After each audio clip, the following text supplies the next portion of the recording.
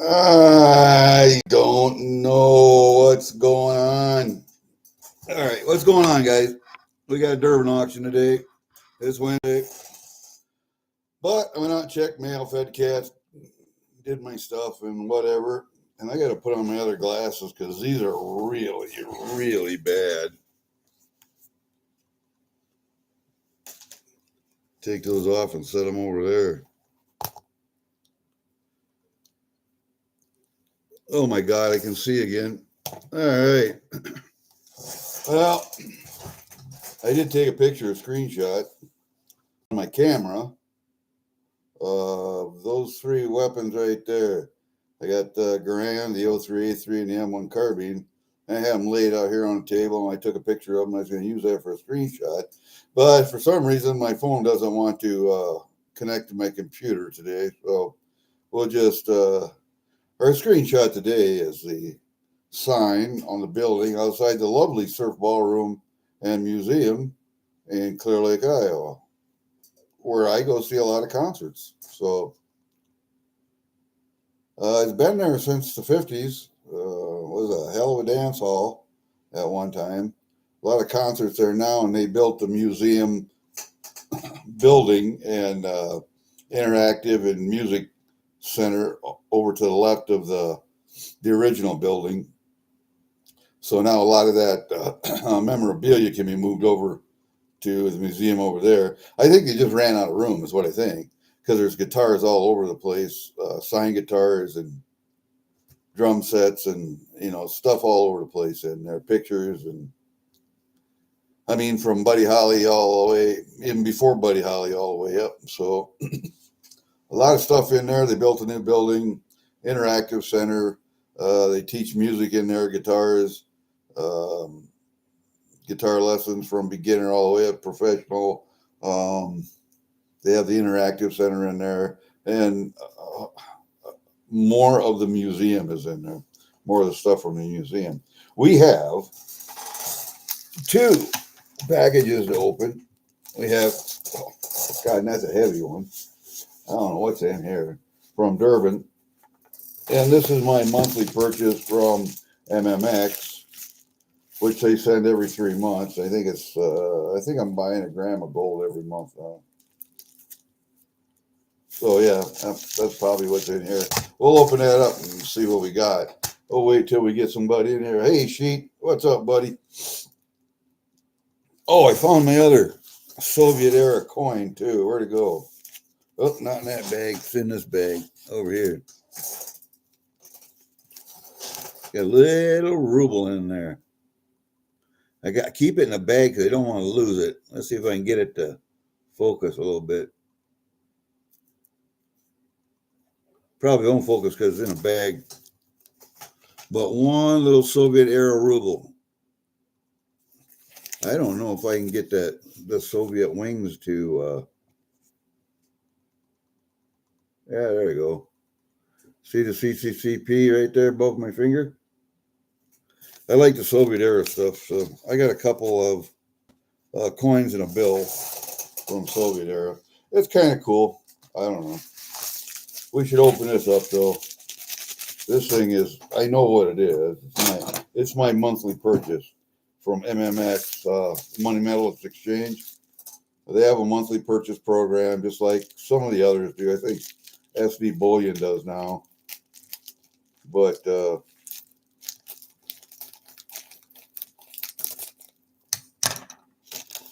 I purchase every month a little something.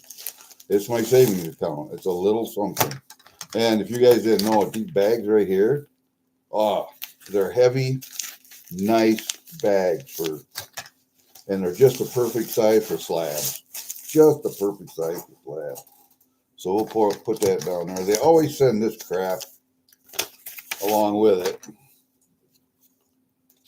You can store your money or your metal at the depository. You don't have to have it shipped to your home.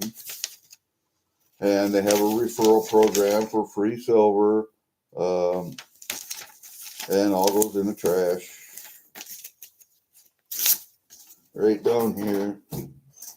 they have this little certificate of who packaged your bullion, their initials, and the date. You see that?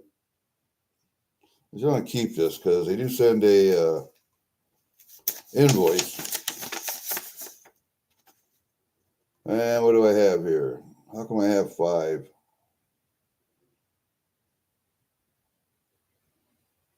Gold bar, 1 gram, 9999, pure in assay package.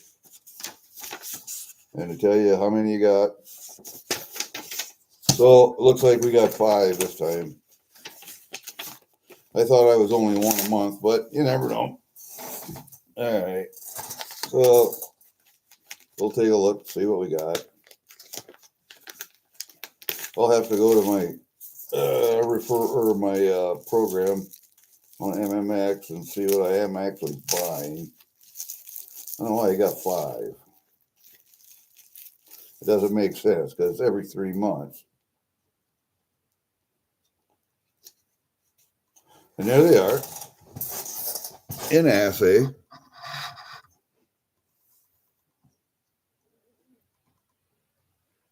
They're just little money metals exchange bars, but they do come in assay, and they got the fineness and the weight and all that stuff on the back. Come on, focus, just fuck.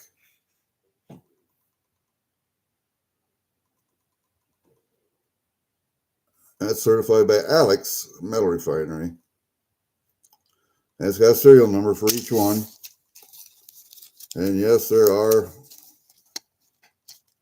another 5 grams in here. If I can show them to you. Yeah, another 5 grams of gold in there. So that's what I get every month. And if you go to sell them, what you're going to get is spot price for those. It's a good little program. I used to get gold and silver every month, but got to be too much. I have so much money I can allocate toward savings, and I do allocate some to cash savings, and when it gets to be too much in the account, and I take it out and I keep cash here. But I also, this is my savings account right there. And the thing is, it's not as liquid as cash, so I can't use it right away. But if you leave a little cash here, you got it when you need it. I leave just enough in the bank to cover anything I need there on a monthly basis. A couple $1,000. Don't leave much. Don't leave much. I'd rather have it here than in the bank. But I don't know if that's smart or if it's not. That's just the way I do stuff. My wife, on the other hand, believes in a savings account. At a bank, and I don't believe in that at all. Banks are the devil as far as I'm concerned. Yeah, and you get a nice little invoice with it. So here we go. We got some gold. Always nice. But after we get done here, I got to go to my MMX account and see what I actually am getting per month. I have to look. I can tell you what I spend per month. All right, let go. Yeah, there goes my phone. What am I spending a month here? Have to look at the book. Have to look at the book. Oh, shoot. It's not right there. It's back here. MMX, I am spending 172 a month. That should be 1 gram of gold. But anyway, I'll check and see. It might be because I changed my what I'm getting from gold and silver to just gold. Silver was getting to be too expensive every month, so I backed off and went to gold. Anyway, maybe I should have kept the silver now that it's, and I got to look today, but it's probably $60 today. But by the end of the week, I don't know. All right, we're going to open up this one. We'll get you down here so you can see. Yeah, I got pants on. I've been outside.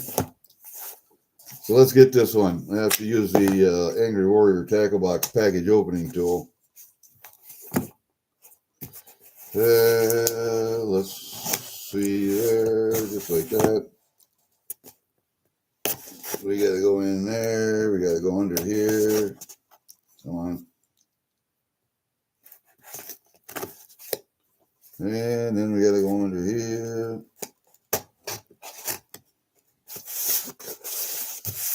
And in here, just like that. And under here like that. And under here like this. All right. And lift it up and press it. Undo the glue. And opens up perfectly, beautifully, just like that. Now, I don't know what I'm getting. Probably some more damn penny rolls. I thought it was, yeah, that's what it is, penny rolls. I was going to have to quit buying penny rolls. I think I'm going to buy some that I don't have yet. A roll of pennies that I don't have. Rolls of pennies that I don't have. I had to look at my inventory sheet, and there are some in the 2000s I don't have. Some in the 70s, some in the 60s, but let's see what we got. And how many auctions was this? This is only 2 auctions, I think. Oh, I bought another one of those death dollars from Canada. I think I got 5 of them now. Oh, I did buy the placer gold from Alaska at 0.84 gram. And there's a penny roll there. How many? 1 penny roll there. And then here, what did I buy? Well, I bought a colorized toonie. I don't really need it, but I might need it for my book. Let's see, 1 cent roll there, a 210, a 2006 cent roll there, and a 2016 there. What was this one? What year was it? That was a 2016. Okay, so I got 2 of them. I like 2 rolls of each if I can, but like I say, they're all going to be my daughters when I die. So, and I kind of like to mark on wrappers. I know a lot of people don't mark on wrappers what it is, but I kind of like to do it just for easy identification. Yeah, looks like I almost cut that one. There they are, penny rolls. Penny roll, penny roll, penny rolls. More penny rolls. Different bags. I don't know how come I got different bags. Different bags. 2 more there. Yep, penny rolls. That's what we got. And they all look pretty nice. I mean, they're all pretty nice. Let's see. What do we got here? These are wrapped. I think these wraps are bank rolls.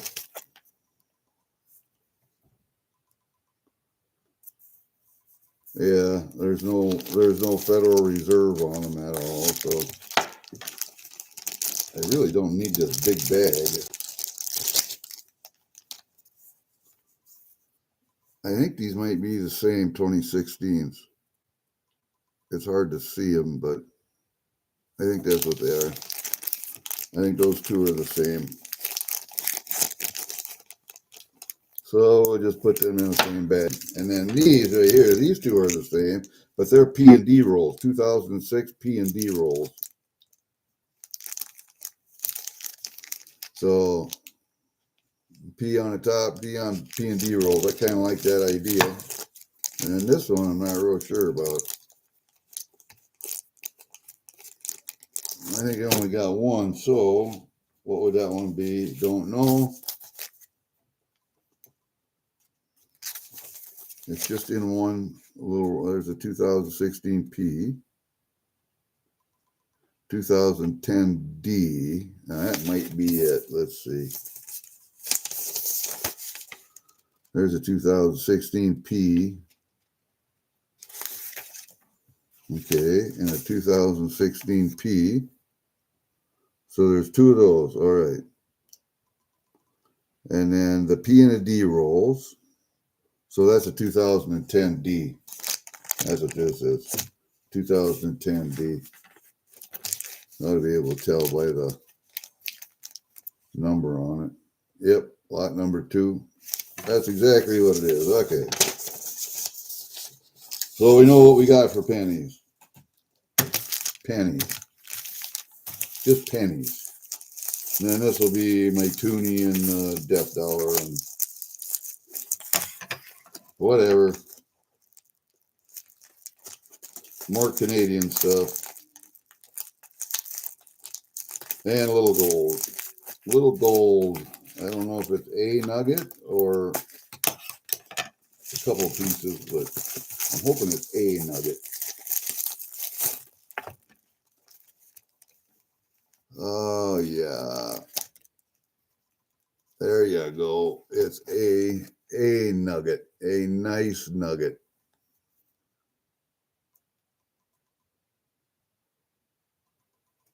Come on. There you go. Nice nugget in there. I have to get some of those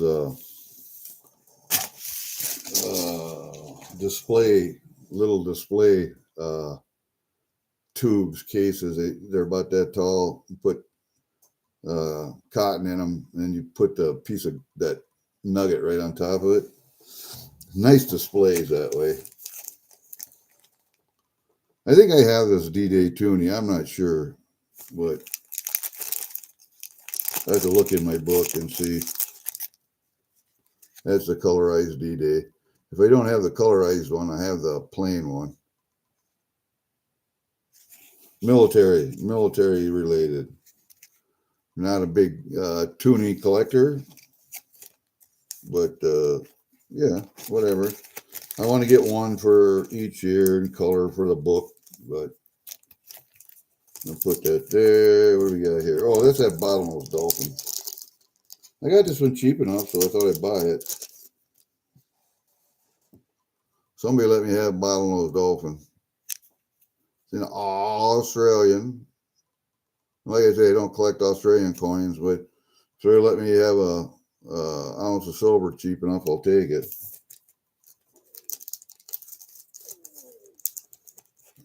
And this death dollar, somebody wanted, you know, I bid against a couple of people on these death dollars, but nobody seems to want to go high enough, so I bought another one for 58. Maybe it's because they're 80%. I don't know, but I have several now, so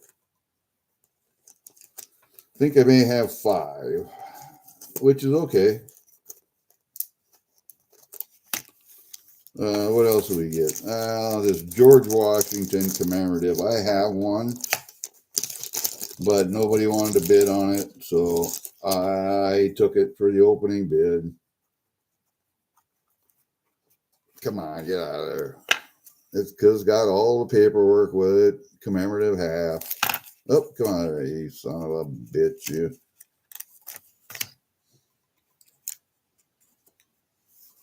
It's a George Washington commemorative half. I have one, but nobody wanted to bid on it, so what the hell? I'll bid on it.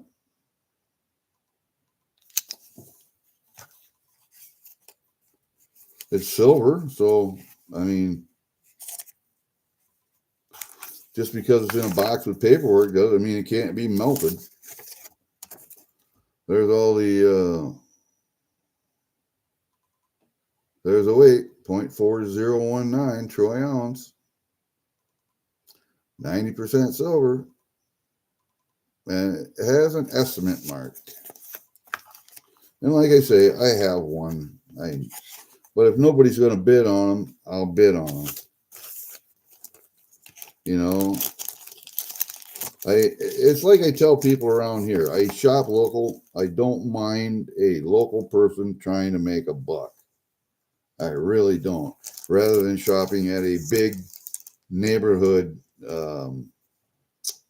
colossal Kmart, Walmart, whatever, Sears.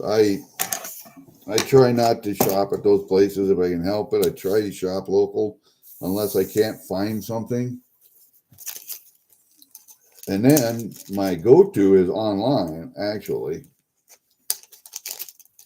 I don't shop at Walmart for my food. I go to Randy's, which is a local guy. There's that gold nugget in there. If I take that out of there, you can even see it. Oh, that looks good, doesn't it? And that's only 0.84 Troy. Let's do something here while you guys are sitting right here. Let's take this out of here.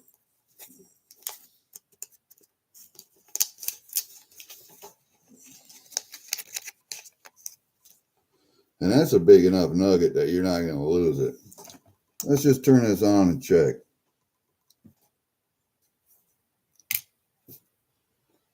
I got 0.085. So I got a little bit more than what was advertised. Very nice. And the last placer gold that I got from Durbin, and I try to buy it if I can. Some people want it, so they'll bid over me, and that's fine. But the last placer gold I got weighed over what was advertised also, so there's a little more gold in there than what is advertised. Or maybe that's just the difference in scales. I don't know. But I keep mine calibrated, so it's not a big deal. Yeah, we'll put that back in here. We're going to have to go out and do a video of the gold that I do have so far. Panning gold and buying some nuggets. I think I bought like 3 nuggets. And I got some gold coming from New Zealand too. Quite a little. Actually, when Kiwi gets around to sending my box, I got quite a little gold there coming. So, hey, Mrs. Coin Crew, how are you? Hey, don't worry about my membership expiring. I had to, and I'm still waiting for the damn thing in the mail. I had to get a new card. And once I get that, then I can hop back on a bandwagon. But I lost my debit card somewhere. I don't know where the fuck it went to. Got no clue. I looked in my truck. I called the restaurant, and I called 2 Quick Stars. And if I left it in the machine at Quick Star and somebody didn't turn it into the desk and they just took it, it's gone. But so all of my subscriptions or whatever are on hold until I get a new card. And then I got to go and resubscribe to everybody again. It's a pain in the ass. It's happened twice now. You see, I got another death dollar from Canada. Totem pole dollar, death dollar. I got a nice bottlenose dolphin from Australia. And I just got a painted toonie. I need one for my book. I got this Washington silver half, and nobody wanted to bid on it. And then I got a whole bunch of pennies. Penny roll, putting penny rolls away. Putting penny rolls away. Why do I do that? Because I think the pennies will be worth something. I started putting them away about 6 months ago when there was an inkling that pennies weren't going to be produced anymore, and when the price of copper started to go up. So, yes, the newer ones don't have any copper in, but they may be worth something in the future. The older ones with copper in, they'll always be worth the copper, so not a big deal there. Hey, Seth, how are you, buddy? We're not doing a whole hell of a lot today. I'm just waiting on Durbin auction. I already been outside, put wood in the fire, checked the stove. Actually, the stove's doing good so far. I've been burning cottonwood. I'll be burning cottonwood all winter. That was the stuff, the pictures that I have, one of my videos anyway, I showed a couple of different piles from different pastures, wood piles that I cleaned up this spring. I got everything done except the oak. I got ash, I got maple, I got all the cottonwood done, and that's been laying there for a few years now. So that's all in the shed. It's all dried, and I've been burning that. And I first started out with apple. I had a half a quart of apple. Nobody wanted to buy it for smoking, so I put it in the furnace. I burned it. That didn't do too bad, but this cottonwood seems to be doing okay. It burns a little quick, but it burns clean. It's burning clean. So I'm happy with that. I'm real happy with the cottonwood. But I let it lay for a few years too. So, and cottonwood's a soft wood, and so it dried out real quick. The ash and the maple, that won't get burned this year because I just split that. It's been laying there a couple years, but I just got it split this year and put in the shed. So it might be dry enough to burn. I don't know, but I got half a shed of cottonwood, so we're going to burn cottonwood this year. All right, up. Does anybody know anything about, and I asked it before, I'll ask it again. This metal, and it has a little information thing that comes with it. Nowhere does it say who made it or where it came from, but this is the Cumberland Gap National Historical Park. Okay. And this is the metal itself, and it's 47.13 grams. I don't know, I have to get the paper out here. And it's an odd silver color. Almost think it's pewter, but it weighs too much for pewter. I tested it on my Sigma. All of the silver settings, I tested it for copper. It does not test for pewter, so you're guessing there. But I thought, well, what the hell? As long as I'm over here on the copper scale, that also lists palladium and platinum. So I tested platinum, nothing. Tested palladium, nothing. What the hell? I'll test rhodium because that's on there. The needle moved in the right direction, but it didn't move enough. I thought, okay, well, there's one more setting left, and that's rhodium-PAMP.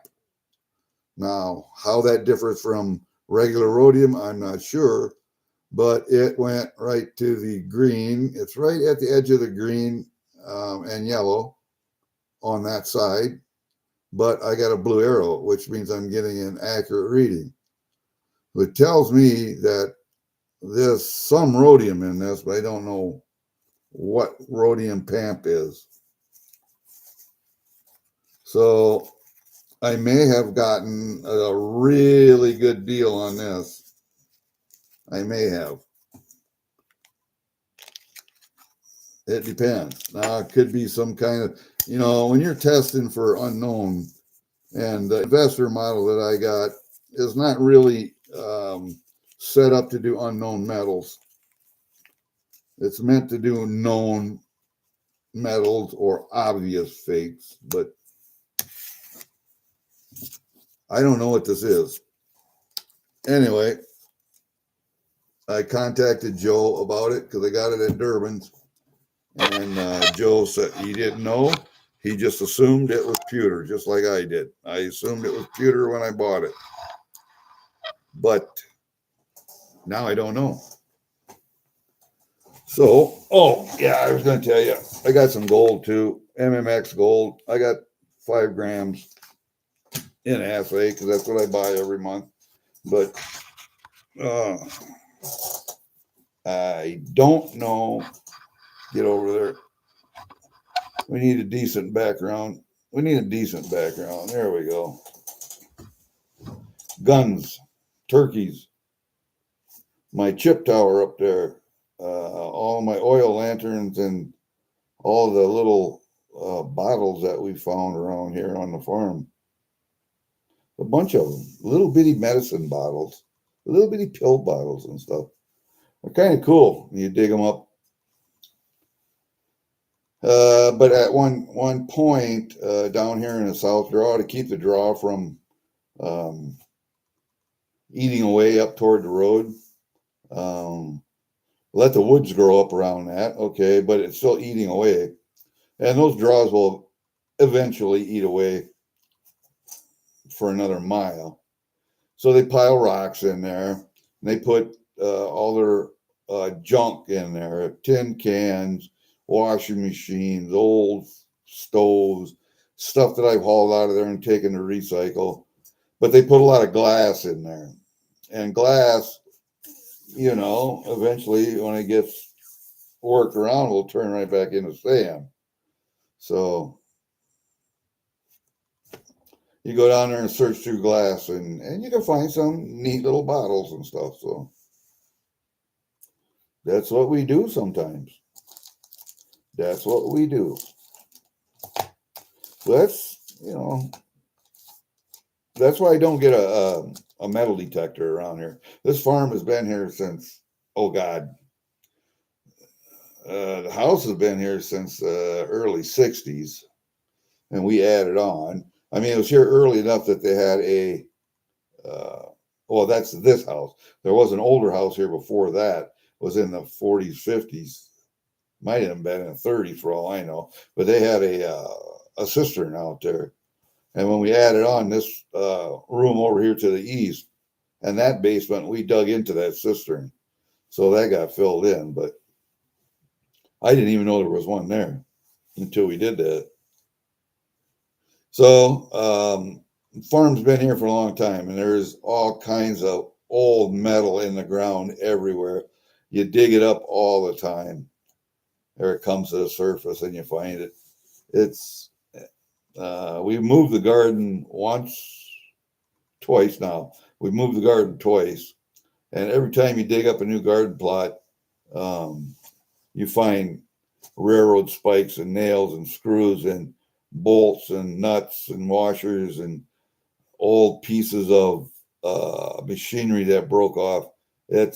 I wouldn't want to try and metal detector. I really wouldn't. I think that would suck. You'd be digging up shit all the time. God knows how many bottle caps and tabs and little nails are in this ground. Be just amazing. I'll bet you'd be just amazing.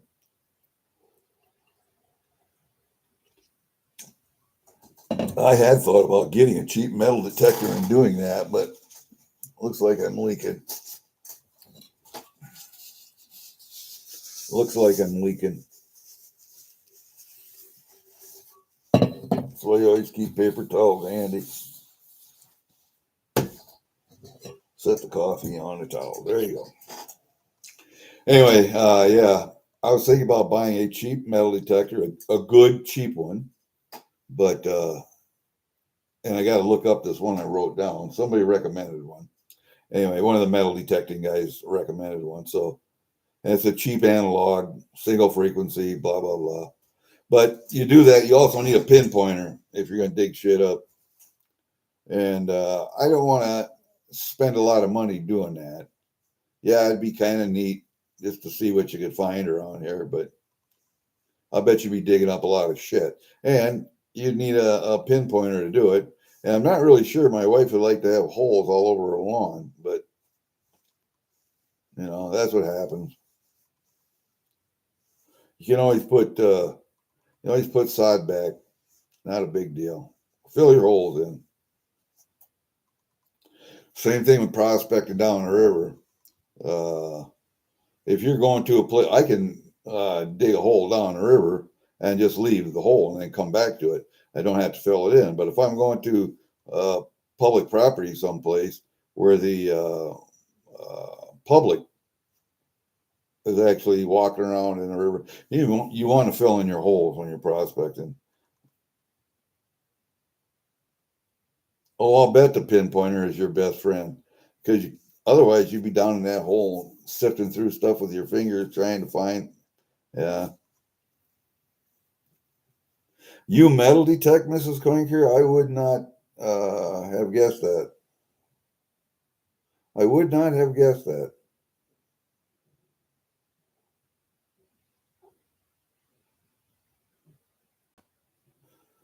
I'll bet Keith doesn't go out and metal detect, does he? I'll bet his primary focus is on the coin business and coin shows, trade shows, that kind of stuff.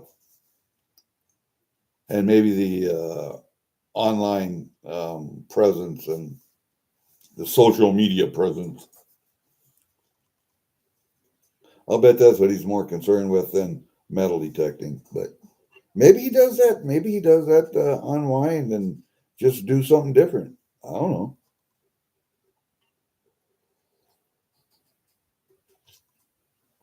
He hates it. Well, that's kind of what I was thinking. His focus is probably primarily on the coin business. What he does to relax, I got no clue, but I guess metal detecting around here wouldn't be a bad thing. And there's um, some private property where old schools used to be, old school buildings used to be, or old churches used to be around here, even old towns that are no longer there. They still have a map of where all these old towns are at, and they're private property now. But all you'd have to do would be to ask that property owner, and all they can do is say no. So, the hell, I like digging in dirt too. I like rocks. That's why when I'm panning pay dirt, and they put gemstones in there or semi-precious rocks, they're always cool to find. I like looking at rocks. I mean, I give them away. I don't keep much. I got a couple agates here, but from my uncle, because he used to make his own jewelry. He tumbled, he sawed, he made his own jewelry for a long time. He had rocks from all over. He had slabs of rock from all over the world that he bought. And when he died, his wife had to get rid of them. I'm glad I didn't have to move them, because when he built his new house, he built a smaller house next to the one that he had. And we had to move all of his rocks out of his garage and basement over to this new house.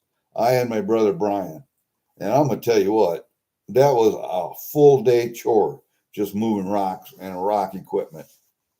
So,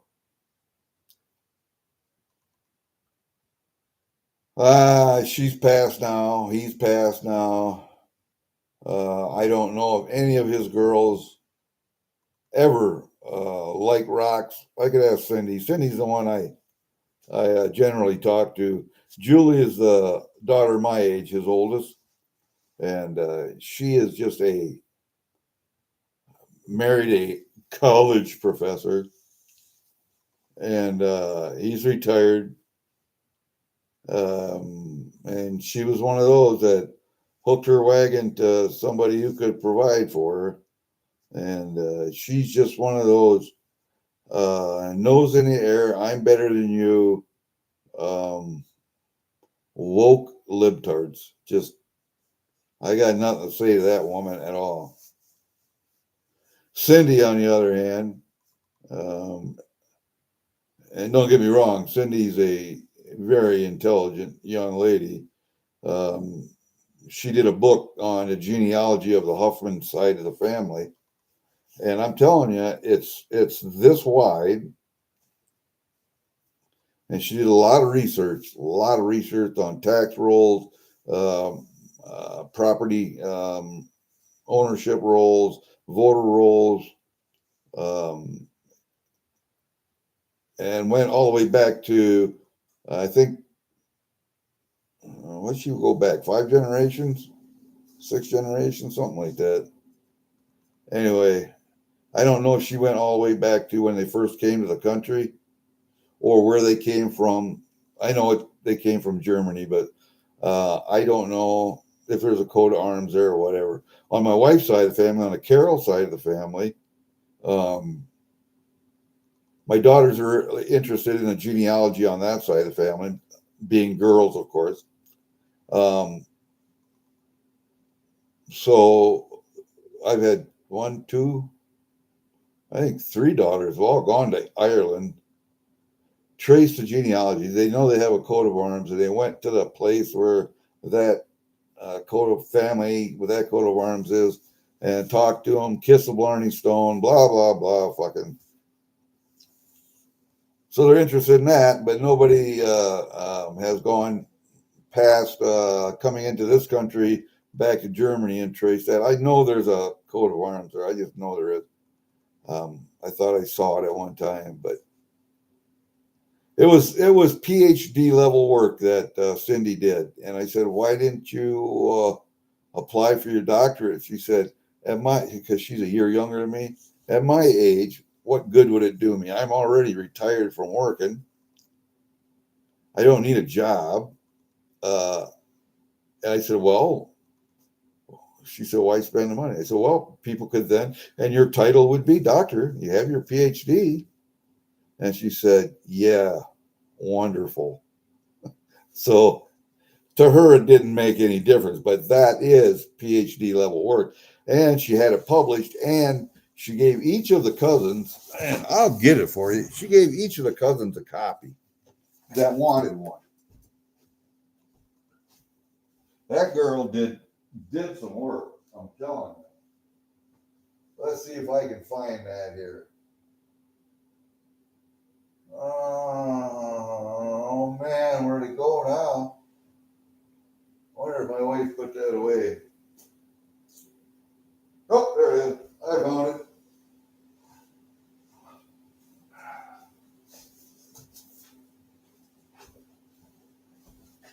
I found it. It was there on the bottom shelf. You see that book? That's how big it is. That's how much work that woman did.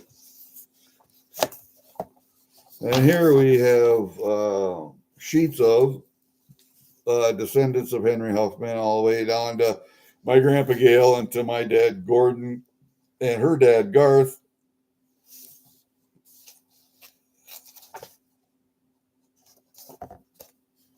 And the little letter that went with it. So here.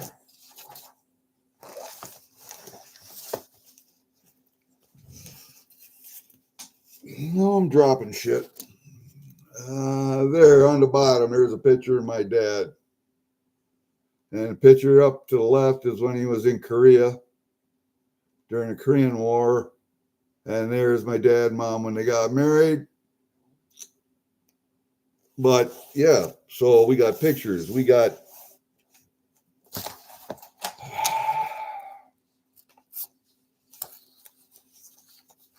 a lot of stuff. Here, you want to see a good looking? Good God Almighty! Why the fuck? I don't know why this goddamn computer does shit. You want to see a good looking Gary in high school? Right there. You see that bottom picture? That's Gary in high school. Gary Lynn Huffman. See Kate, Mary, Rose. Those are my daughters.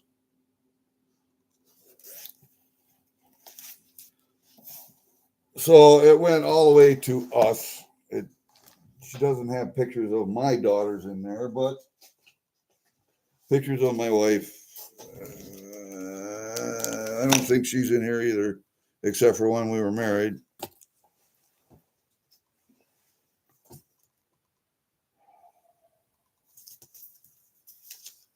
And this is the thank you for the funeral. Yeah, a lot of that stuff is in there, but she did some work. Now, all the rest of the girls on down from the one that's my age, I get along with all those kids really well.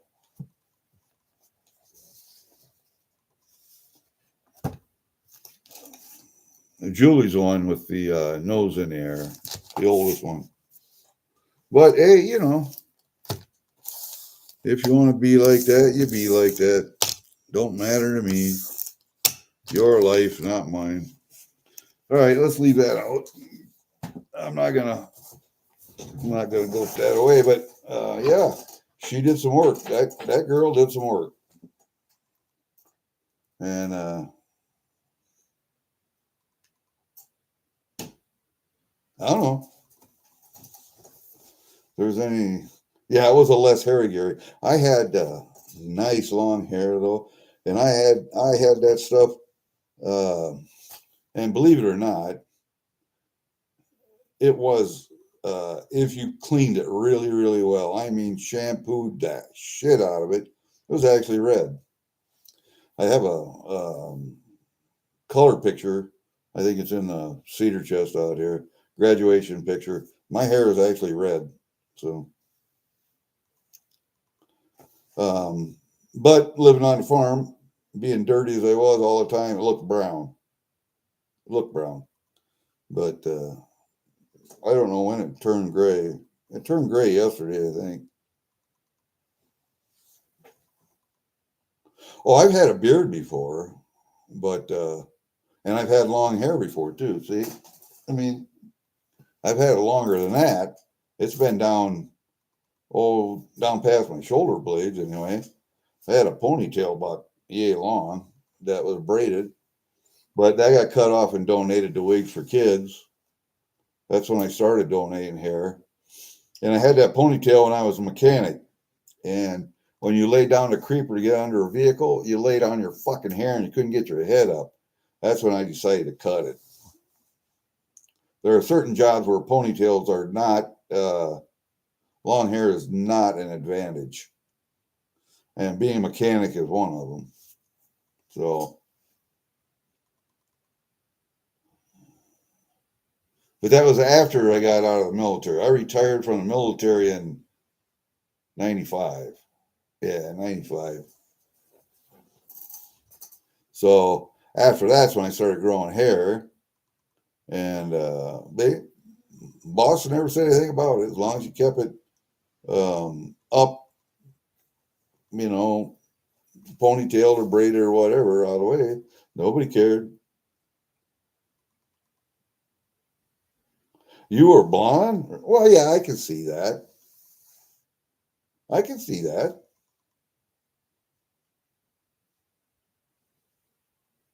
Get a haircut, hippie.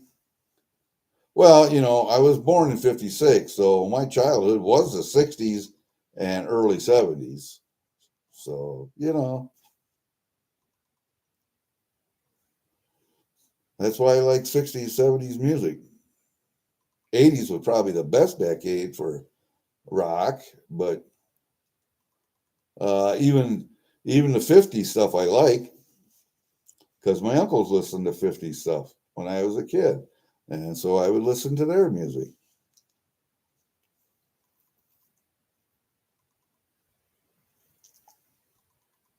But yeah, whatever.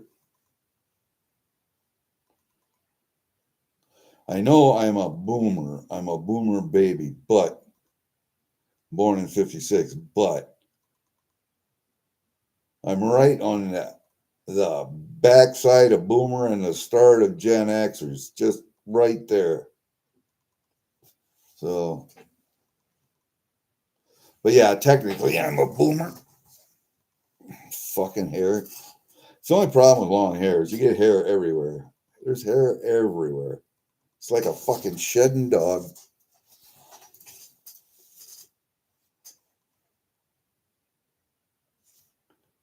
That's my mommy, bro. Everybody get together, try to love one another right now. Yes, sir. I remember the song.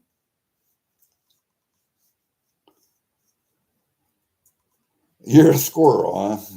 Well, you're a, let me see, where were you born? You were born in the 90s, weren't you? 80s, 90s, 90s.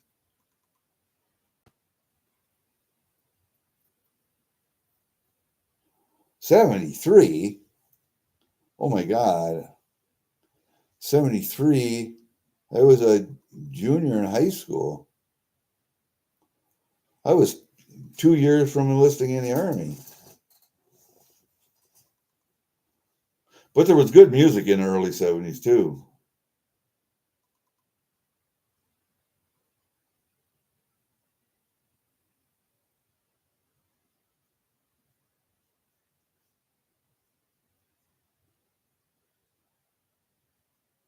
'90s babies. Yeah.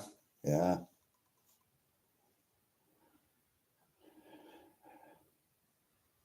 Well, I will say that 80s heavy metal or rock and roll music was probably the best, but the 70s set it up. So, because Led Zeppelin, Deep Purple, Pink Floyd, um, I'm there, Grand Funk, all 70s or early 80s. Deep Purple was 70s. I know they were. I think Pink Floyd was. Zeppelin might have been late 70s.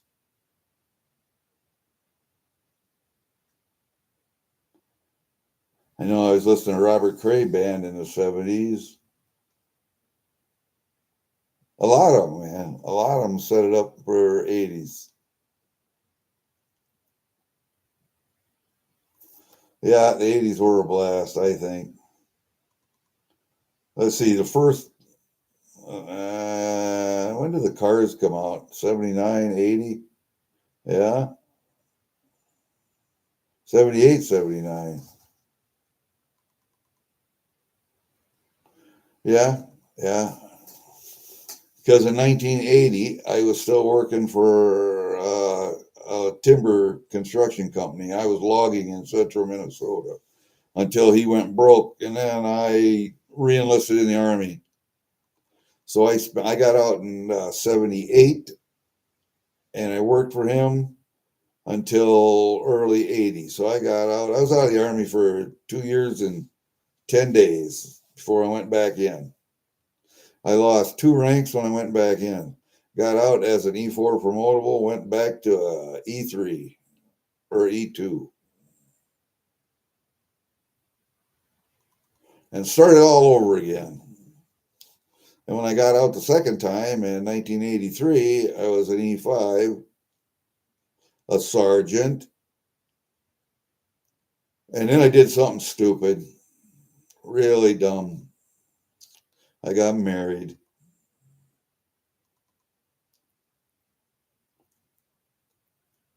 I don't know if that was stupid or not, but you think how you think about back on your life, you think about trajectories. What would have happened if I did this, if I did this, or if I did that? And you think of possibilities. And I mean, you can't change anything, but it's fun to think about it. I don't know. The Amboy Dukes, yep, Ted Nugent and the Amboy Dukes.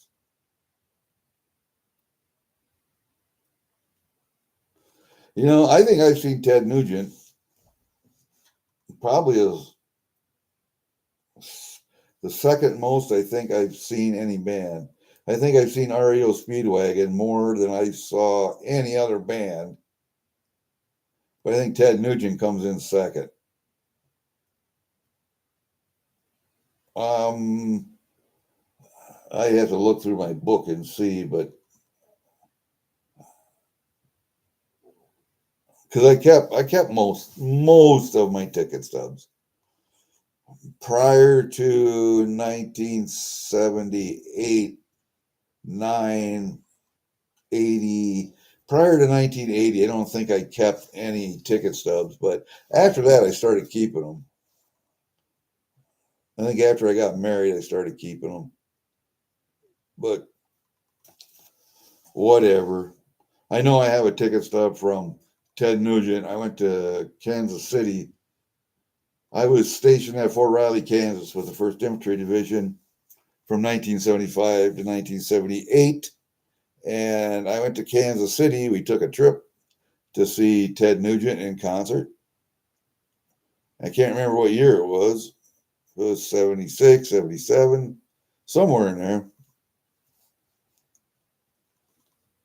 All that stuff kind of jumbles together because I went to Alaska to a winter warfare school. It was the summer course, not the winter course, but the summer course.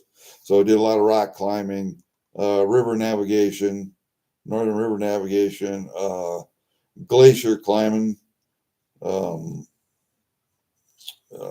on glaciers, being roped together in case you hit a crevasse and blah, blah, blah. So I did the summer course there, went to Germany a couple times on reforger exercises. We used to take road trips, side trips, just go out in the country and find little out of the way places to eat, to drink, to have a good time. That was a fun time. Did a lot of fishing up in Manhattan, Kansas, on the lakes up there. But all that stuff kind of rumbles together. So I don't know where Ted Nugent came into that. I don't know what year it was. I'd have to get out a scrapbook and look.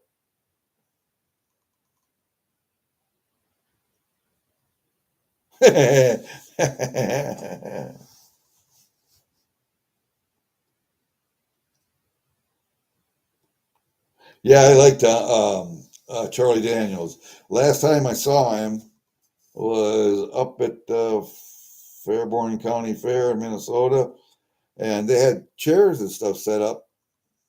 He was down on the racetrack, but they had chairs set up and a stage set up, and people were sitting in chairs down on. I asked the security guy. I said, "Is there any reason why we can't walk up to the stage and just stand in front of the stage?" He said, "No, go ahead." We went up there, and I was from here to that door, 10 feet away from Charlie Daniels. I got to watch him play that fiddle. God damn, that was a good concert. Yeah, you got to stand up through the whole concert. Oh, poor me. I wasn't going to sit in a chair when there was all of that free space up there to go stand and watch. God damn. Finally, some people got the right idea and they joined me. So we had a crowd up there. But that was a good concert, man. It really was. Uncle Ted, I gave a Special Forces coin to Uncle Ted. I didn't get to hand it to him personally. I was in the front row at the surf and I flipped it at him.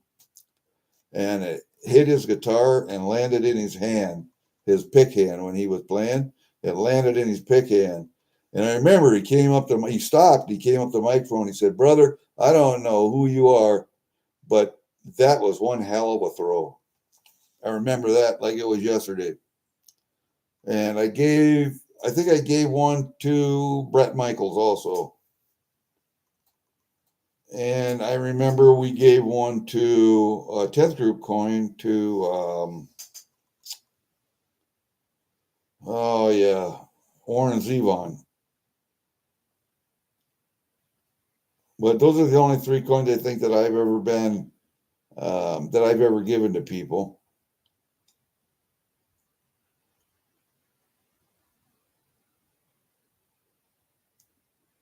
So, I don't know.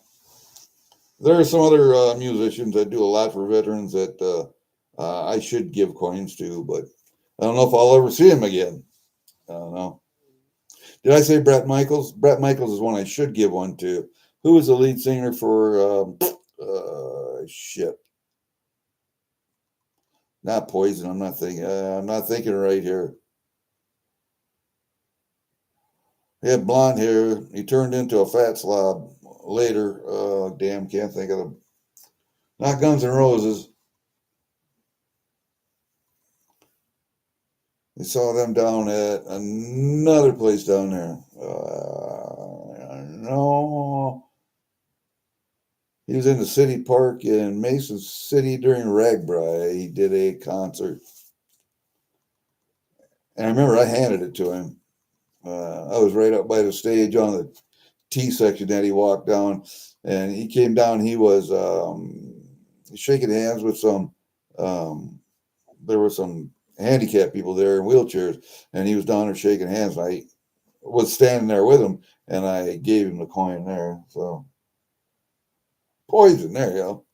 No, Poison was Bret Michaels, right? No, it wasn't Poison. It doesn't matter. I'll think of it.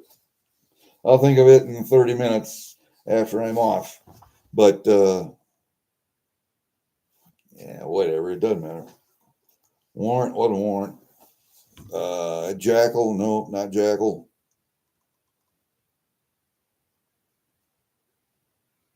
That might have been Warrant. Oh.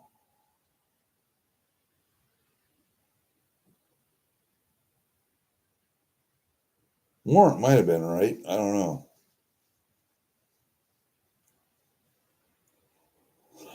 I don't remember anymore. And it doesn't really matter. But, because Bret Michaels was with Poison, and he should get a coin. I met him twice, Bret Michaels.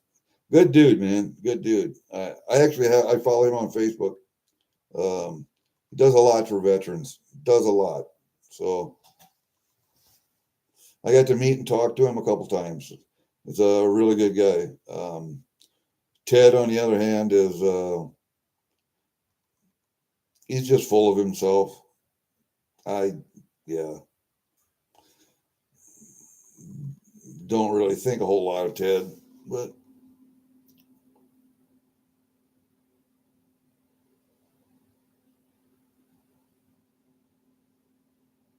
ooh, you might have it freaking awesome. It might be Cinderella.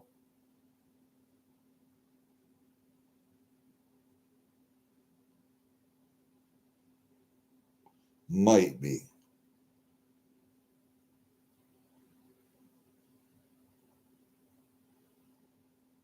And there's another band. This is more of a regional band in the Midwest called Firehouse.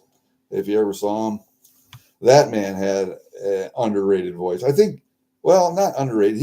I think he was nominated. I can't remember his name. One of the top 25 or 50 most recognizable voices in rock and roll music. That guy, I saw him a lot. I saw that band a lot. Firehouse was one of my favorites, man.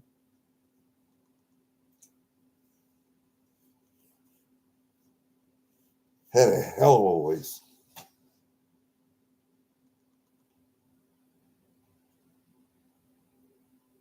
Yeah, I miss hair bands too, man. I really do. Today's music sucks dick. Even, I mean, even I like old country. I really do. I love blues especially. Um, Old country, I love. New country, I can't. It's just, to me, it's pop music. You know, it's like the Archies, fucking. And, um, I like metal, but I don't like really, really growly fucking metal. Some heavy metal is really good. Some heavy metal is just bass and beats and growls and not worth listening to. But uh, I miss hair bands. I miss the 80s because they had lyrics that told a story. You could understand what the fuck they were saying. Um,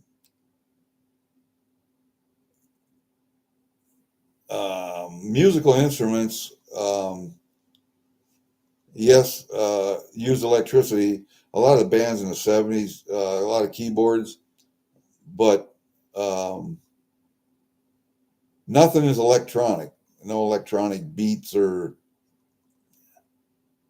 like the dance music today or rave music. Just it's mind-numbingly stupid. Just mind-numbingly stupid.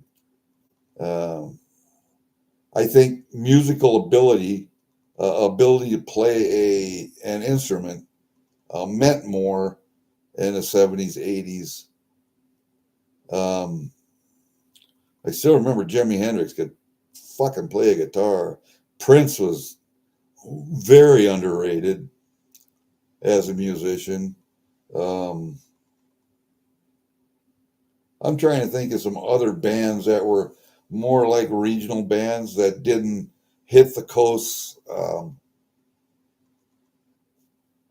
I mentioned one band one time to Stack Ann, and being out in California, never heard of them. Never heard of them. Really? Okay. I can't think of which band I was talking about at the time, but she said, never heard of them. All righty. But she's a little younger than I am, too, so might be the difference there. Dockin was good. Yep.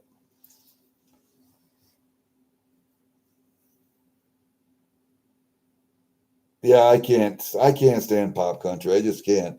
I do love blues. If you want a good blues band, and he still got his voice. I do like horns. I do like a horn section in the band. Um, if you've ever listened to Bob and Tom, there was a band on there called Here Come the Mummies. I've seen them twice now, and they come dress up as mummies and stuff, and they have a three horn section. Wonderful. I got to talk to all those guys. If you want somebody who has seen a lot of bands, roadied MLZB and who the hell else? A lot of guys in the coin community have roadied for a lot of bands over the years. I got this one for my daughter for Christmas. The Robert Cray Band. I'm gonna tell you what, if you like blues, you like blues. This guy. Yeah, my daughter still has a phonograph. She actually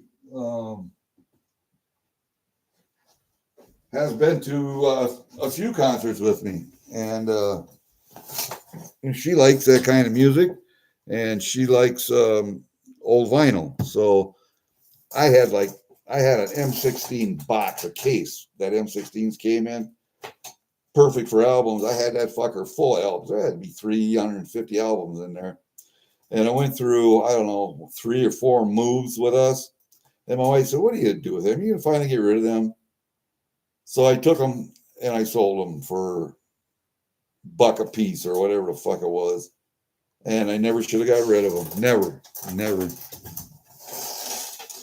And then the same thing with books. There was one book, a series of books I read when I was in the Army the first time. It was called Mac Bolan, The Executioner. I had the whole fucking series, of books until Don Pendleton, who was the author, actually let someone else author the books. And then I stopped reading them after that because they weren't the same. Don Pendleton had a particular way of writing.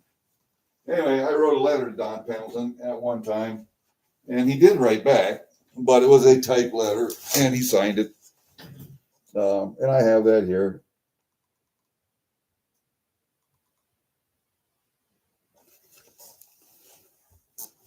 But I got rid of most of them books, and I took them to a garage sale. I sold them there. And I had The Executioner #1 in there, and I sold it for a couple bucks.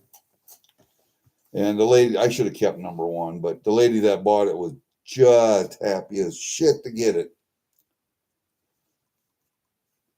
Anyway, yeah, I read that series of books. You know, back then, being in the Army in the 70s, early 70s, we were reading Soldier of Fortune magazine, Gung Ho magazine, Mad magazine, old heavy metal. But yeah, Soldier of Fortune and Gung Ho were the two. And the Executioner was a vigilante that went around, but when he made a kill, he always left a marksmanship badge. And, he was a veteran and whatever. But it was a good premise. It was a good premise. So the books were very entertaining, just paperbacks, And I go downtown to the bookstore and get every goddamn every chance I got. I went down and got books. I guess in the military you got a lot of downtime, so you read a lot. I read a lot, and I don't read as much now as I did then. But with the advent of social media and stuff going on with YouTube and the streaming services, I just don't read as much as I used to. I would like to, but I saw Jesse Coulter and Maria Muldaur and oh shit.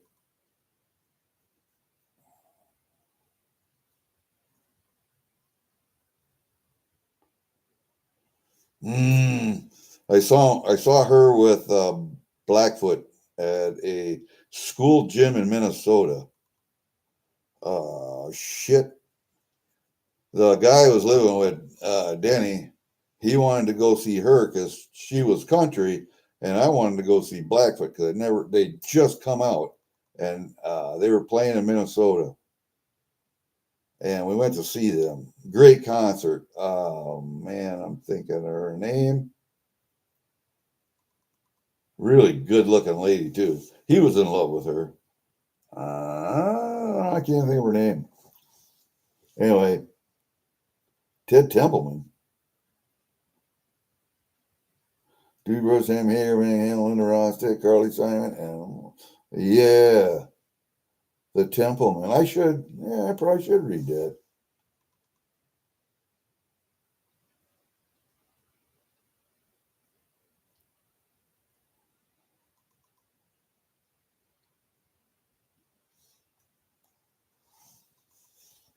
Okay, I'll sure.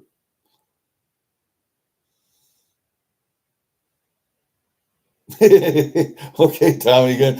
See ya. Keep the wife happy. I had my daughters come. They got the tree up and they decorated everything. My wife didn't have to do shit this year.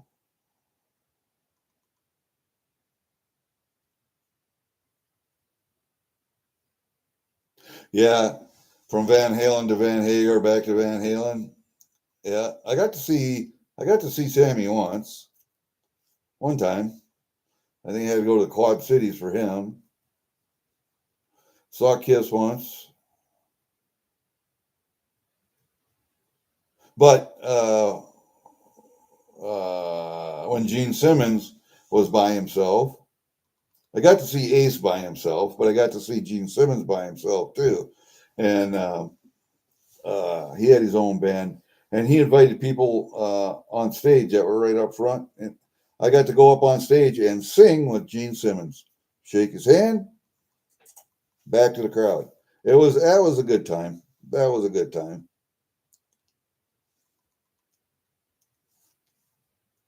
I think he got 30 of us up on stage. That was fun, and we got to sing a song with him. Yeah.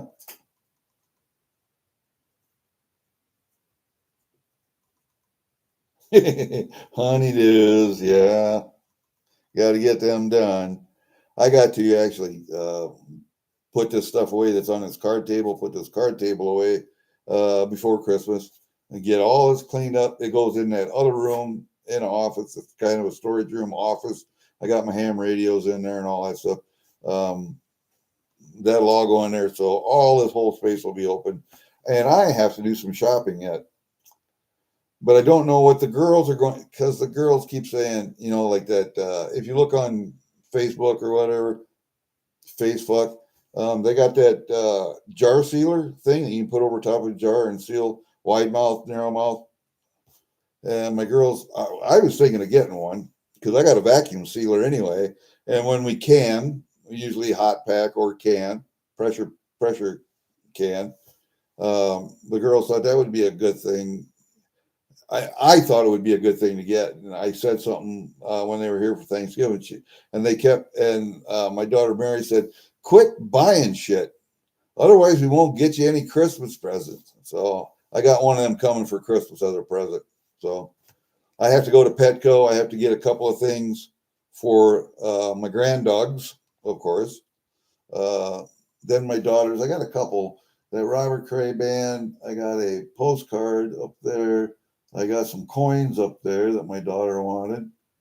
I got a couple other coins for my motorcycle riding daughter. She's got a Sturgis coin up there.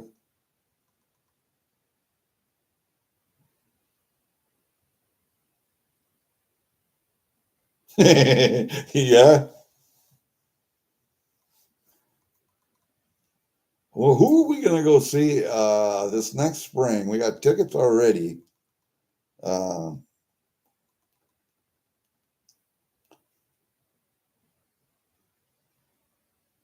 I can't think of who it is. Two bands. Shit.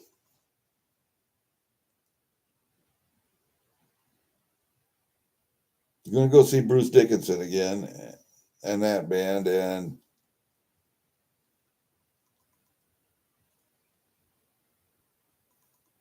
damn. All right, Gatita.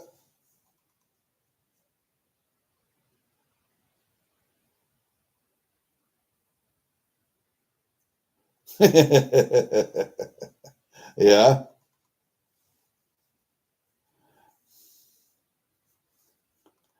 Bad boys running wild. Yeah, I know. But I go to see all of those guys, even with alt bands, even with if they're solo. Like I went to go see Mickey Dolenz. Why?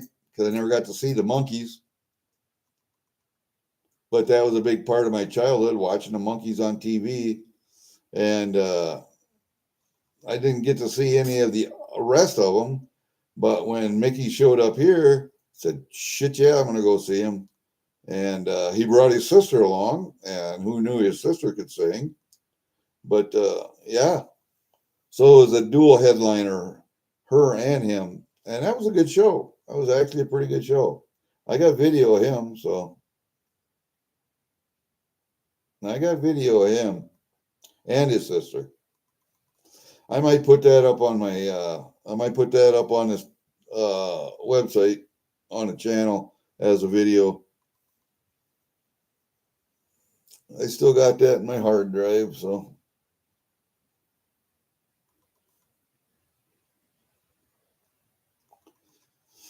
we get the funniest looks from everyone we meet. Yeah. I was thinking, you know, trying to think back to the 60s, early 70s. Early 70s is when I was doing country stuff, Charlie Daniels and 38 Special, and all the Southern rock bands were big then.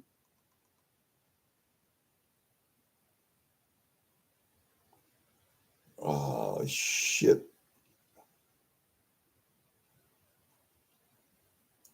I got to see Black Oak, Arkansas, local at a bar here because one of my friends from high school, Colleen, had moved to Arkansas, and she was actually dating one of the guys in the band. So she got the band to come to Mitchell, Iowa, which has a population of 25, but a hell of a nice bar there. And they did an outside performance on the lawn under the oak trees, um, and got to meet those guys. That was cool. I'm glad she did that. I got my first taste of moonshine, actual Southern moonshine. I remember going to the bar. I remember they poured me about inch and a half in a drinking glass, clear drinking glass, at a bar, like a brandy glass, and said, "Don't drink it all at one time." So, like a fucking dumbass, what did I do? I drank it all at one time. I sipped it. It tastes like water. Then I just fucking downed it. I don't remember going home. I remember how I got home. I don't remember anything till the next day. Got no fucking clue. I know I was there with Chuck and Chuck drove, but he said I was actually walking, talking, acting normal. It's just, I was blacked out. Didn't remember a fucking thing.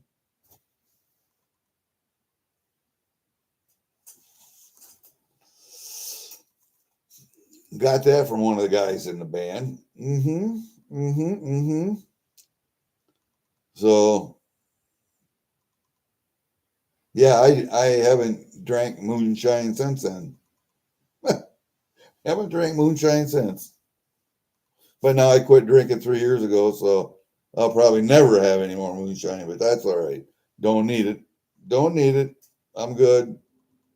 I don't need to walk around blacked out again. There was one other time I blacked out. That's how bad of a drunk I was. I was in town, had gone to bar. I came out, was walking to a vehicle. I just lost it. I don't know what happened. I woke up, or I became conscious probably an hour later, and I was walking around the interior of a bank entrance because it's at night, and ATM would have been in there.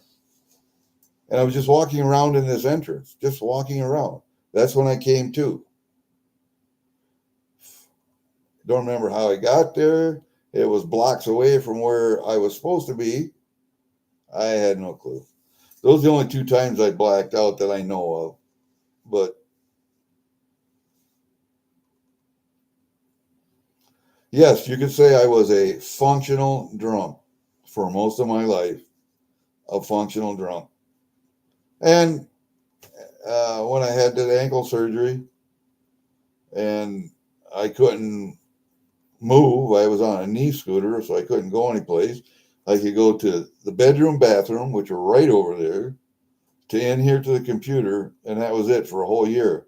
I was laid up. And then I got to be able to get up on crutches. I had a boot on, of course. No weight on crutches. And then the surgeon said, okay, a little weight on crutches. And then, okay, now you can start putting weight on it without the crutches. Maybe use one crutch. So it was a year. It was a year. But hey, Dove Season, how are you? Hi, Tim. So it was a whole year, and my boots is out in the shed. That's 50 yards away. You got to go out this door, out that door, walk across the yard, all the way down to the other shed, go in there. That's where my booze is at. And my wife wasn't going to go get it for me. There's no way I could go out there and get it. So I said, might as well just quit. So when I could walk, I just took it all over to my brother's place, crossed the section a couple miles, and he was building that new house with a bar in the basement and all that stuff. So all the booze went over there. I finally gave him, I had a beer mug from Hooters and a shot glass from Hooters. I think I showed him a couple streams ago. They finally went over to his house, to the bar. And I really don't know if I got anything else for his bar. I got some more bar lights. Because when I lived in Chicago or out there for, what were we out there, 11 years? I used to drink old style. and you guys call it dog style or whatever. Old style is a good beer. Not light beer, not regular old style. It's like Old Milwaukee. It's a good beer, cheap, good beer. It has some taste to it, and not light beer. And so I had a lot of old style stuff, and I collected old style bar lights. I had three, two of the same, one different, and I have two of them here yet, I think. And I gave one to my brother Brian, and he's got it hanging in the bar down there. But he hasn't got any room for any other lights, so I got a couple more. And they're the square ones that are about yay big, old style with. And I really wanted an old Hams light with a Hams bear on and the waterfall or the lake with the water shimmering. I really wanted one of them, but I never did get one. I used to go to an antique dealer up in Wisconsin when we go up there fishing. We'd stop on the way up, spend time there with him. Got to know the guy pretty well. My uncle Garth started first taking us there, and that's where I got my old style lights. And I told him I wanted a ham light. He said, "Well, they come in, they come in." The old style lights only cost me like $30 a piece, so I don't know what they're worth today. And then I have a couple of the mirrors, have old style on. They have deer, pheasant, or whatever. I got a couple of those down in the basement too yet. And they're probably worth some money, but where are you going to take them? What are you going to do?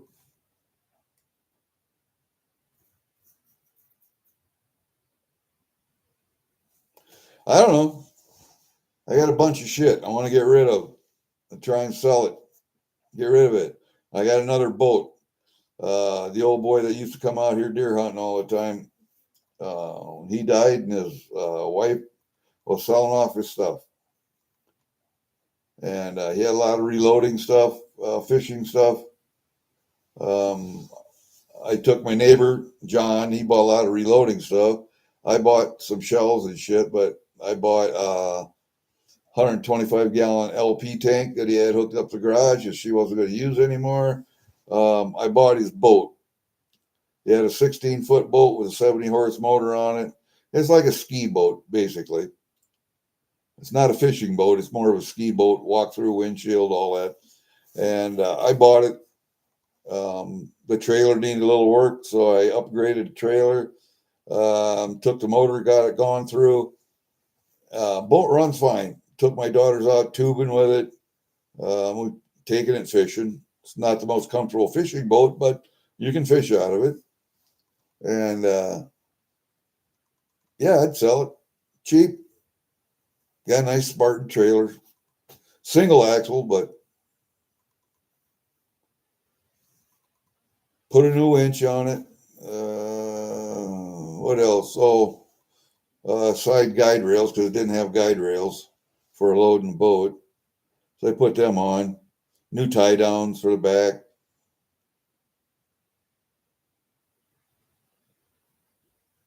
It's a good boat. I don't need it because I got a little 14-foot V-hull with a 15-horse motor on. That's all I need. I don't need the 70-horse. But all right, now what do we got? It's another one of those fucking scam calls. Homo says what?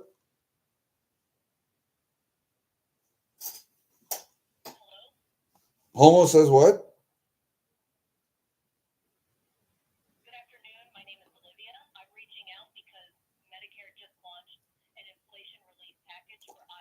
They did. I'll be damned. No shit, really? Really? Don't care. Yeah, I don't really give a shit.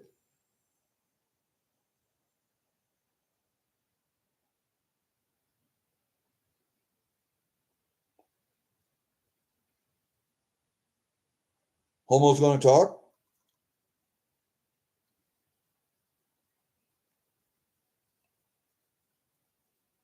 Yeah, that's what I thought.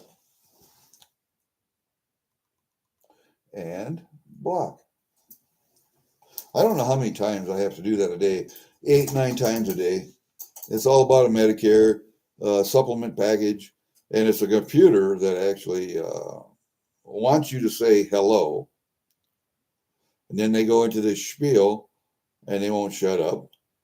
But then they'll hand you off to a representative, and the representative speaks with an Indian accent, dothead Indian accent, so bad you can't understand him. And I've said repeatedly over and over again, please take me off your calling list, not interested, blah, blah, blah. Still get 8, 9 calls a day, all different phone numbers, all from the same area code. So you know it's a computer doing it. And so I answer like that sometimes, or I'll just answer the phone and not say anything, just lay it down. And I've tried all kinds of stuff with those people. I think the only way you can get rid of it is get on a national do not call list, which is going to cost you some money or whatever. And I think I should go online to the Federal Trade or the FCC, Federal Trade Commission, one of them, and make a complaint. I've done it before. I can do it again.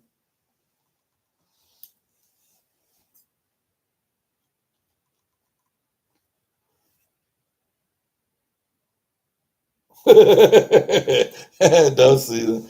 I actually prepaid for my cremation and cremation services at the Eastern Iowa Cremation Society in Cedar Rapids. Uh, so I'm all prepaid and taken care of. When I die, all my wife has to do is contact them. They come up, they get the body, they haul me down, or they burn me, they haul my ashes back, they give the death certificate and all that shit. All of that's paid for. It's done. All my wife has to do is throw my ashes in the ground. And I already made that extremely clear in my will that I want my ashes buried and I want a tree, an American chestnut tree, planted in my ashes someplace where it won't be cut down for 100 years. That's in my will. So you can do it in a national forest. You can do it down here in the woods. I don't care as long as the tree doesn't get cut down for 100 years. That's what I want. And then, the VA is going to give me a nice little bronze plaque or whatever to put on your headstone. You get a small one or a small, little, or a big one or whatever. Fuck it. Yeah, get it and maybe bury it in the ground right there with the tree. I don't care.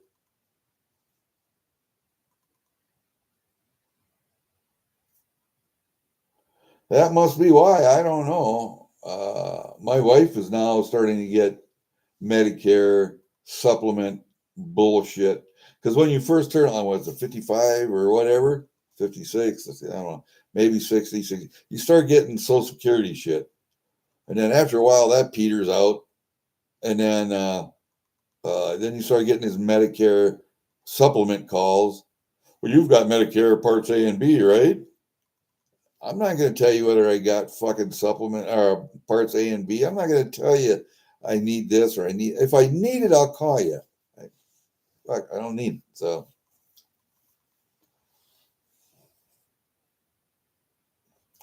and they want you to say hello so they can chop that and use it. AI can, anytime you talk on the phone, AI can, that voice, that conversation that you have is recorded, and they can take and chop up that conversation any way they want and use it any way they want. So I always try to be a little bit caustic to where they won't use what I'm saying. So I'll say gay, I'll say homo, not to have anything against that, but they won't use that language in advertisements or whatever. So always try to be a little caustic. And it's not hard for me because being in the military for 20 some years, I say fuck or motherfucker just about every other word. So I know my wife hates it, just hates it. Being a Shiite Catholic, uh, she just hates it.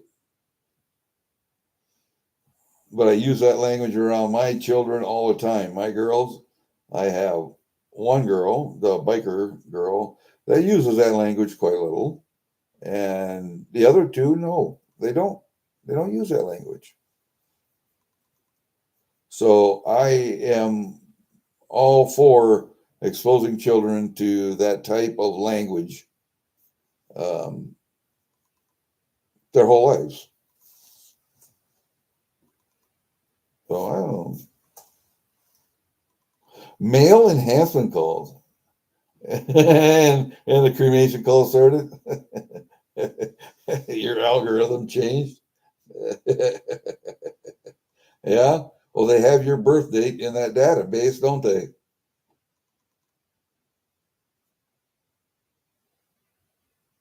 Don't worry about it, Tim. You're welcome, but I always tell people I feel really kind of embarrassed every time somebody says thank you for your service. I um, I just did what I had to do. You know, back in 1975, there were no jobs around here. There was nothing, man. The military was the go-to. I actually enlisted with a guy from Statesville, that just up the road here, one of the guys I knew, and we were supposed to uh, go to the same training, go to the same shit. We got split up in the reception station. He went one way, I went another way. Never got to see him again until we were out several years later. So that's the way that shit went. But um, the experience, I needed that experience. It helps you grow up a little bit. So I guess I could tell you guys thanks for having me.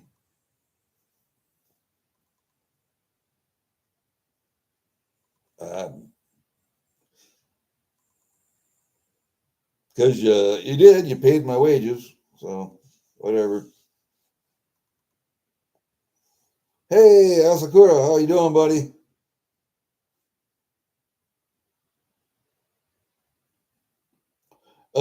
Peachy until you called. Yep.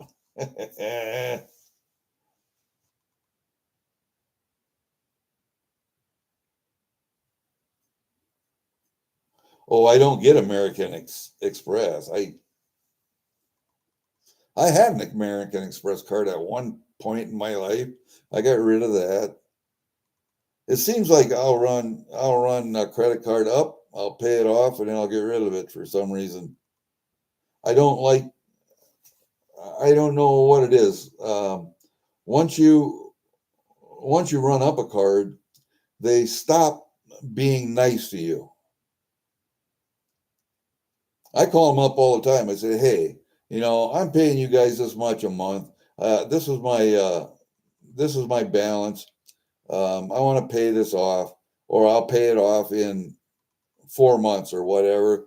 You don't suppose you could give me just a little bit lower of an interest rate? I mean, I'm good for it. I have the payment history to prove it. Oh yeah, we'll drop you a 1%. Okay, yeah, well, great. Pay them off and get rid of them. That's it. But you got to have one just in case, just in case. And then it goes from just in case to you're starting to use it all the time, and then you got a goddamn balance that you can't pay off. So there you are. So I do that, then I get rid of them, and I do the same thing over and over again. I'll never learn, I guess.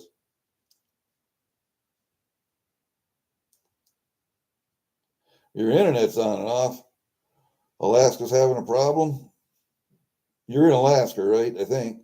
I think you're in Alaska.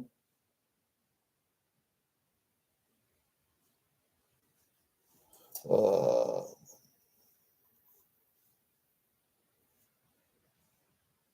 yeah, a lot of people don't give a shit. And you can tell that by the Sedition 6. If you've been watching YouTube for a while, those 6 fucking representatives or senators or whatever the fuck they are, putting out that video saying, if you're in the military, you don't have to follow illegal orders. No shit. We get that training all the time. You don't have to tell me that. But what they're doing is they're trying to fuck with Trump again, just like he did his first term. They're trying to turn people against him. They're trying to get people second guess him. They couldn't do it through the courts, so now they're trying the military. You know what? That's sedition. And that former Army captain, who's a senator or representative, I think I can see him being put back on active duty involuntarily and taken to a court martial. I think I can see that happening. Then you have that ex-CIA officer, and anytime there's an intel officer involved, you know it's a psyop, pure and simple. And you got that other one, oh, he's a former airborne ranger. You were. I'll bet you $20 we can get you back on active duty and fucking pull your tab and also court-martial you. I'll bet you $20 we can do that. So I'll see if the Secretary of War, Secretary of Defense, wants to do that. But I think they should. He has his own little thing to deal with now, shooting drug boats. So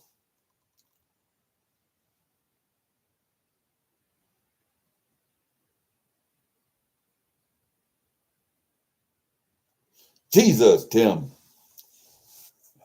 Let me see. Uncle Frank was a Marine. This is on my mother's side. Uncle Frank was a Marine. Uncle Jim and Uncle Joe were both Vietnam vets. Joe went to Vietnam. Jim went to Germany during Vietnam. Let's see. I don't know about Norb or Alvin. I don't know about those two, if they were in or not. And on my side of the family, on my dad's side, my dad was a Korean War vet. Uncle Garth was also an Army vet, but not after Korea and before Vietnam. My stepdad was after Korea, before Vietnam. He was in the Army, Air Corps. He was an airplane mechanic. My brother Brian was in the engineer unit over here in Decorah, Iowa. He was, I don't know how long he was in for, 4 years, 6 years, in the reserves. My brother Ron was in the same unit. I think he did 12 years. He got out before Desert Storm.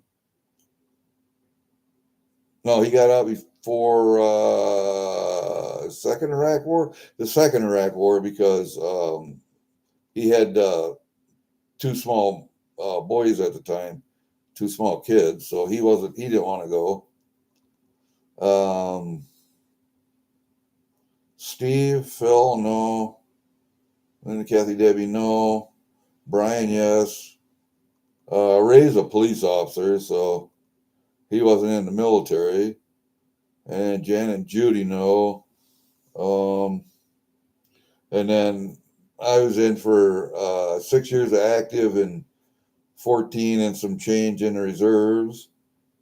So I was in before the end of Vietnam, through Grenada, Haiti, Nicaragua, Panama, all of those,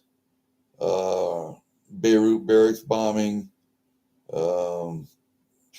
Desert Storm, the first Desert Storm. And I got out in 95. First Desert Storm was what, 92, 93? 93, I think.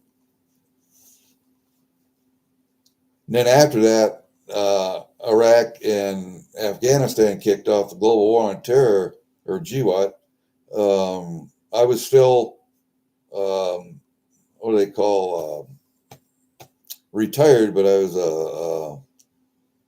wasn't drawing retired pay. I was retired, but not drawing retired pay, because in the reserves you don't draw retired pay until age 60. So I volunteered, and they said, if we need you, we'll call you. And they didn't call me, so there you go. It says not Nicaragua, Panama, Haiti, and Grenada.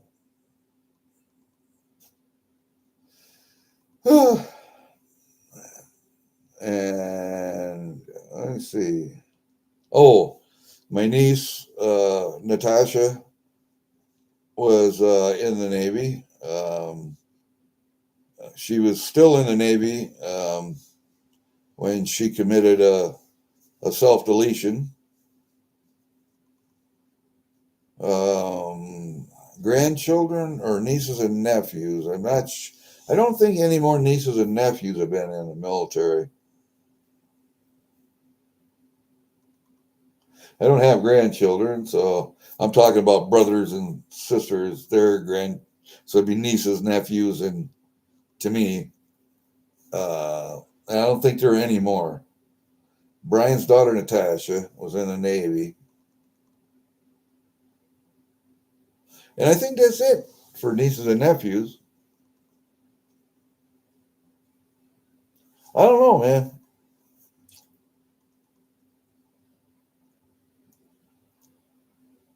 You got that jackhammer done? Yeah. What was wrong with it?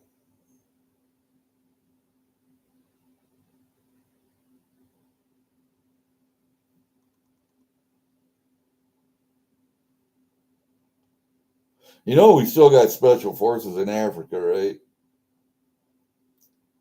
We still have them in Africa. We still have them in South America.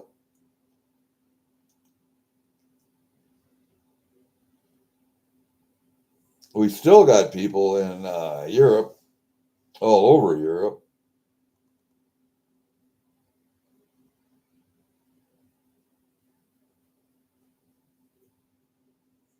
And then we got, the Philippines and all the islands down there where we got bases. Diego Garcia, there's a base there. Yeah, so we got them all over the place. Hey, Pedro's here. What the hell? We're almost at 2 hours, man. We're almost at 2 hours. We went through a lot of shit today. We talked about a lot of stuff today. Oh, I should, if I can get this up, and maybe you can see the tree over there. Yeah, there's the tree. It's up. Not a lot of other. See on that railing right there? That's where all the stockings get hung. So that stuff's not up here yet, but there's a lot of other stuff that's already done. Oh shit! Now I gotta fix this camera. Holy crap, man! I fucked that up big time. Yeah, we was talking about this book that my cousin Cindy did. And I'm telling you, this was PhD level stuff, but she did a lot of research for this book and had it published and gave one to every cousin that wanted one. Well, I, of course, wanted one. There's a lot of information in here. And this is just in the United States. This is not in Germany yet either. So we got that. And then we did look at some of the stuff that I opened up today. So I'll show you some of the stuff I opened up today. I do have that monthly purchase plan with Money Metals Exchange, or MMX. I also have my IRA in their vault. So I got 5 grams of gold. It's my monthly purchase plan. They send it to me every 3 months. I think I'm getting a gram of gold a month now, something like that. And I opened that package from Durbin, and there wasn't a whole lot in there. I got some penny rolls, of course. Here, let me do this. We'll go down there like that.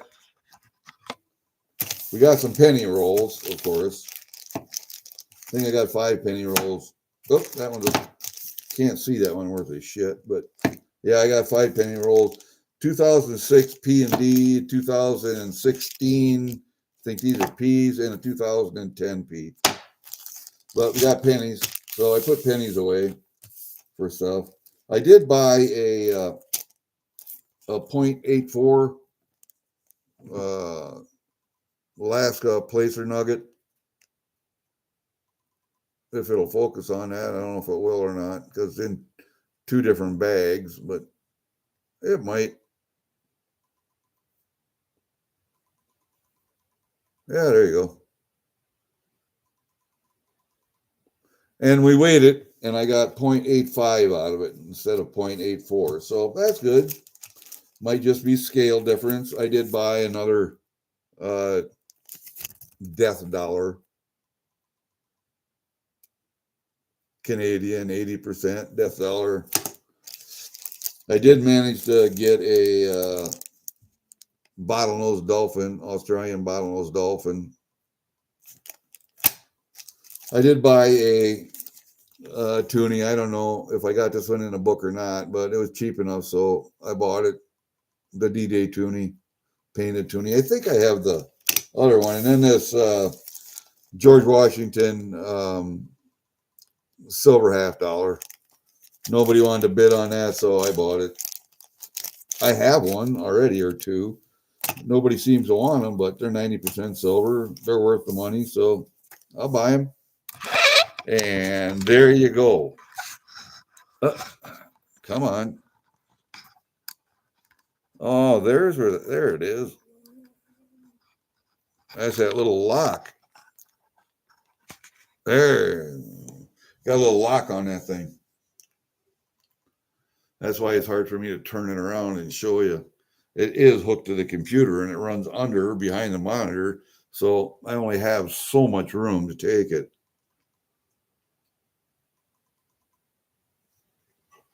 But yeah, some of the Christmas decorations are up.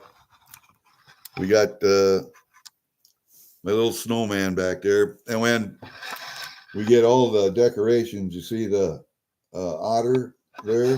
He'll have a little red and white cap on. I wonder if I shall have that in the drawer. I might have it in the drawer. I'm going to have to take it out. Hold up. Let me see.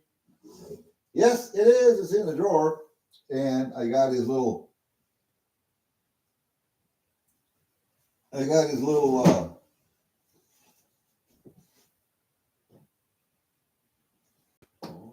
oh, come on, you. Get up there. There. The turkey's already got a red hat, so there's the otter. He's got his little swag stocking there, and he's got his little hat on. I like to do an elf on a shelf. Also around here, I will take a little gnome and put it up on the gun case. One day over there, one day up on the piano, over there on that gun case, on the table. Just move it around. It just keeps my wife guessing. I think it drives her nuts, actually, but it's fun doing it. And I can do it because I don't have anything else to do all day. I got to go out and I got to start. I started 4-wheeler last night. I got to start 2 lawnmowers and that 1 wood splitter. I got to start them up, make sure they're running, battery's okay. I got some ethanol shield coming because I want to put some ethanol shield in just for this winter and make sure that gets rotated around in the carburetor and stuff. And then I can take the batteries out. But until I get that stuff, I'll wait.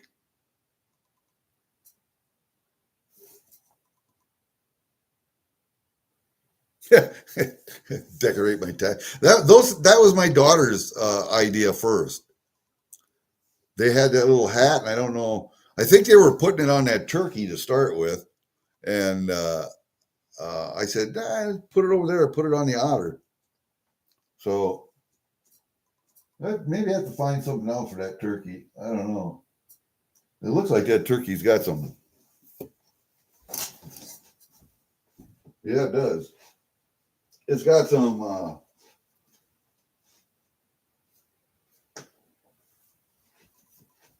It's got some dust on it.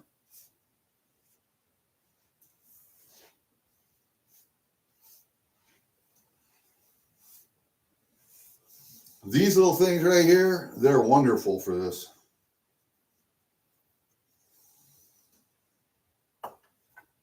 And for getting on top of the fans in each room. They're wonderful for doing that. See, now Mr. Turkey doesn't have that. He looks a lot brighter now, doesn't he? Yeah, well, I'm not good at cleaning. Let's put it that way. I am not a good cleaner. I will do dishes, but that's about it. Oh, I do laundry too. Not all the time, but when I think about it, I'll go down and do it.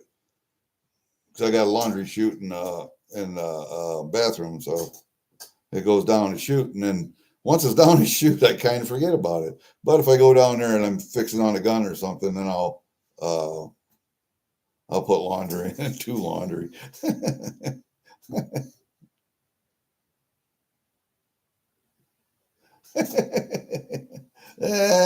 That's exactly right, Furwood. I don't have anything to do all day. Yeah, right. Like I said, I got to go outside yet and start up the 2 lawnmowers. I got to start up that wood splitter just to make sure the batteries are charged up a little bit. And until I get my ethanol shield, then I can put my ethanol shield in and run them and get that up into the carburetor and stuff. And then take the batteries out, and I got to take the batteries out of everything and put them in my warm shop, and I charge them up and check fluid levels and stuff during the winter and put them on trickle charger so I can put them back in the spring, and they're good to go right off the old get-go. As a matter of fact, I got to take my Gravely down to shed, and I'll do that after deer season. I got to jack it up and take the blades off. I got to order new blades for next spring. That set of blades in there is junk. Either that or I'll try and sharpen them one more time. But after you hit so many stumps and so many rocks, dings are so big that you can't grind them out anymore. So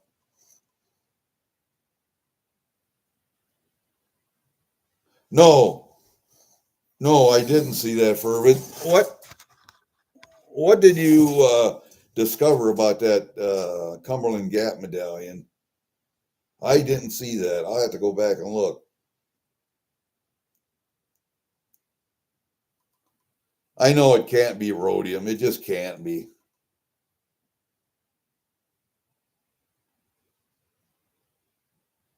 What? A 2021 date?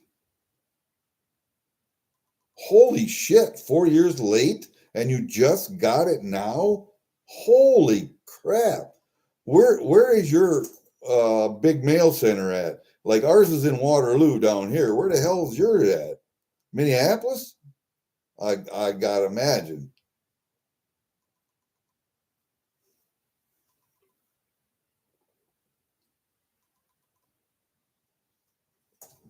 That's nuts.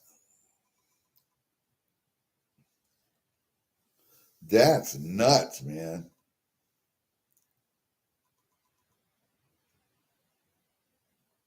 Sent from 90 miles away, and it took 4 years to get there. Holy shit. That's worse. That's worse than Pony Express could have done better. The four and the modern version of that would be the 4-wheeler express. One guy drives it 5 miles, another guy picks it up, drives it 7 miles, another guy picks it up, drives it 8 miles. Shit, it would have been there in half a day. A Turtle Express. No, I mean, guys on four-wheelers could have done that. See, now they got big four-wheelers. You can drive them down the road because they got lights and fucking cabs and shit.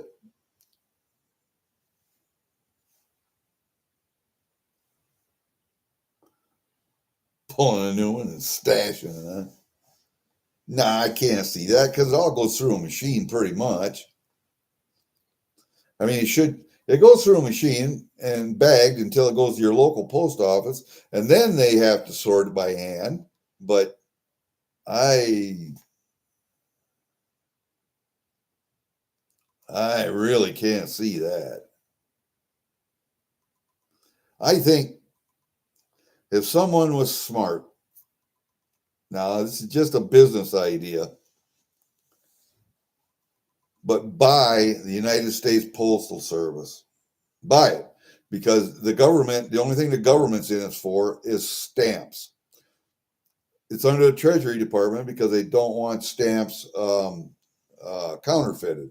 And that's the only reason that the government's in it at all. They have their own retirement system. They have their own. They're at best quasi-government. Someone should buy that and make it a for-profit business. Buy all of the properties, everything that goes along with it. The retirement system, everything, payroll, set up their own payroll system, and take that out of government, completely out of government hands, except for the stamps. That's it. Yeah. Pedro, after being in the military for 20 years, after working as a civilian technician for the government, for the Army Reserve, for the government, for 26 years, and retiring from there, I know better. Nothing that the government does runs anywhere near perfectly. As a matter of fact, they fuck up more, I think, than just about any entity there is in the United States. I think the government fucks up more than anybody. Because the bigger it gets, the more fucked up it gets. Just. Yeah, I know. I think, okay, hold up a second. There's Furman. I got to look here. I'm going to have to go to that.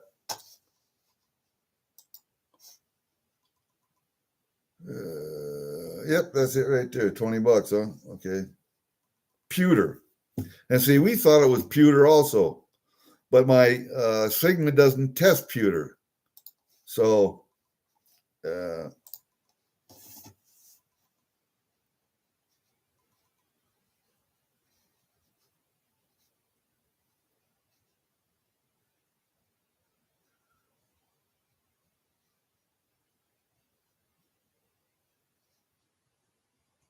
there you go, and that's what I thought too. When you go to the rhodium PAMP setting, it says, these are the characteristics that should be rhodium PAMP, and that pewter mimics it really well. So, because I had, if there's a question and it goes up into the green like that, you would have a red arrow. But I had a blue arrow, and I got the book out and I looked and said, that's what it should test as. So, yes, exactly. The blue indication means that it's actually getting a reading from your metal. That is correct.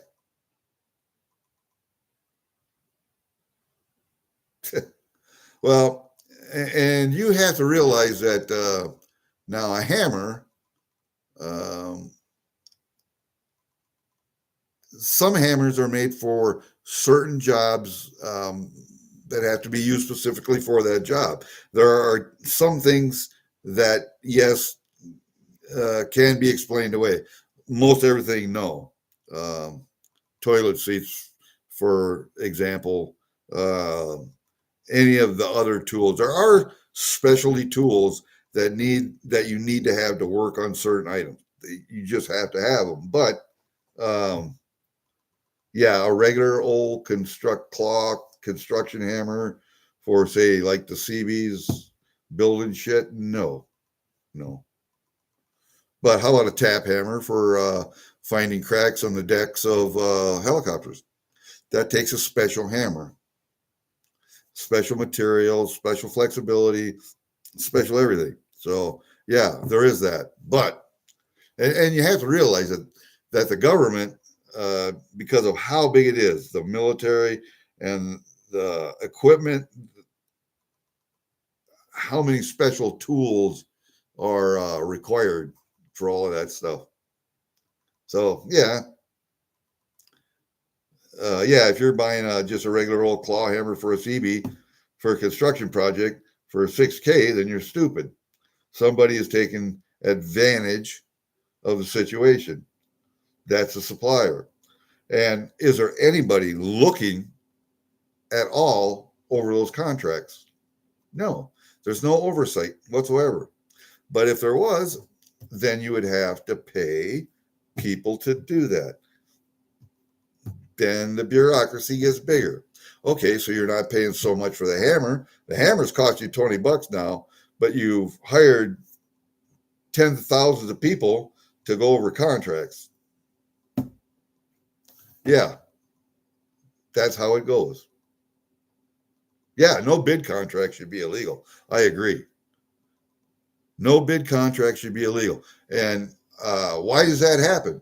Because a senator or a representative has a company within their district that produces this thing that the Army needs. Okay. So they get the contract for that business, for their district, and brings prosperity to their district. But the Army then is not getting the cheapest product, the best, cheapest product. It's a lot of it has to do with representatives getting contracts for their district. That's what it is right there. What the hell they got? Got something stuck there. Anyway, yes, I agree. No bid contracts should be illegal. And a lot of those no bid contracts go to, like I say, to the district that the representative, we got a company here that can do it. Yes, you do. But can they do it cheaper than the company across the country? Along with the transportation costs, can they do it cheaper? If not, then we're going with the cheaper person. And, think back when you're in the military, what was one of the sayings,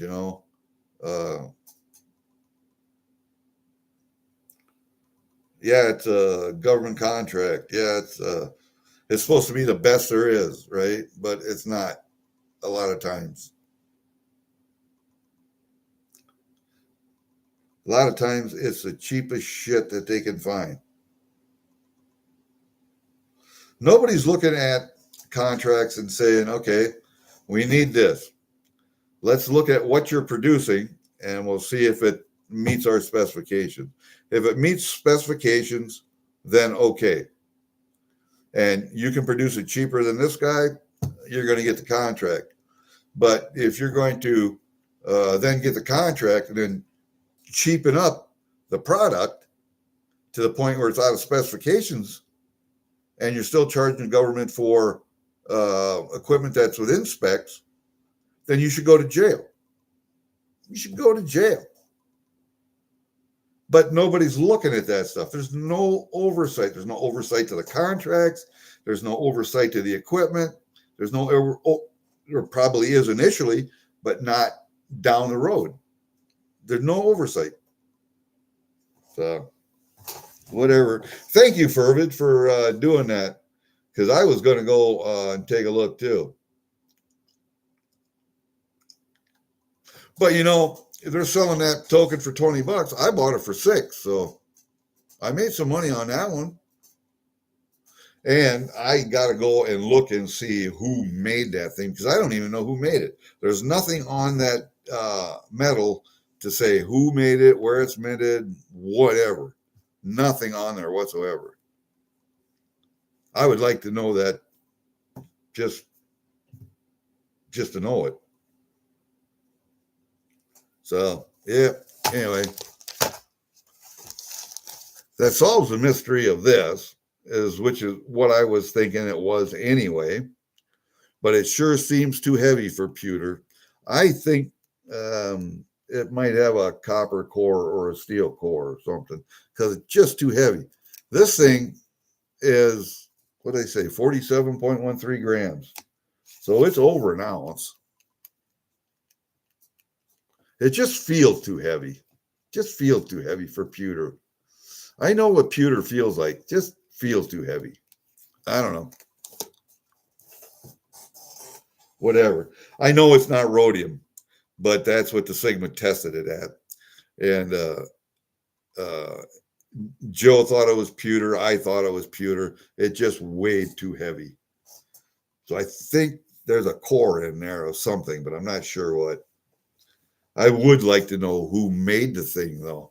That's the thing that bothers me, because there's always something that says a mint mark or something that you can look up that says who made it, and there's nothing on that metal. So I thought it was interesting when I saw it, and nobody wanted to bid on it. So what the hell? I'll take a chance on it and see what it is. It's kind of cool.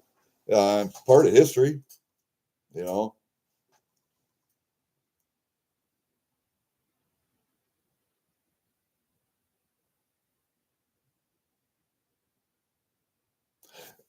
Yeah, and I see that. Let me see. I'm gonna go here. I wonder if I can save that. Ah, I can pin that message. Message pinned. Okay.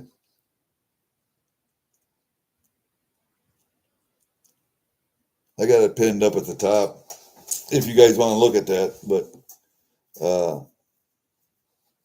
let me see what this is right here. Oh, okay. I don't have to pin that at the top then. Daily life of the 19th century American frontier. How the hell did you find that?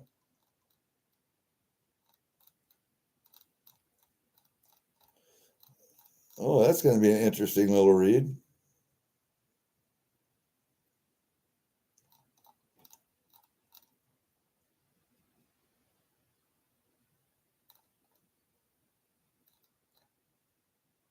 That's going to be an interesting little read there. I can see that already. All right, so I don't have to pin that up at the top. Let's, where's that? Unpin. Okay, I'll unpin that. But we will pin that.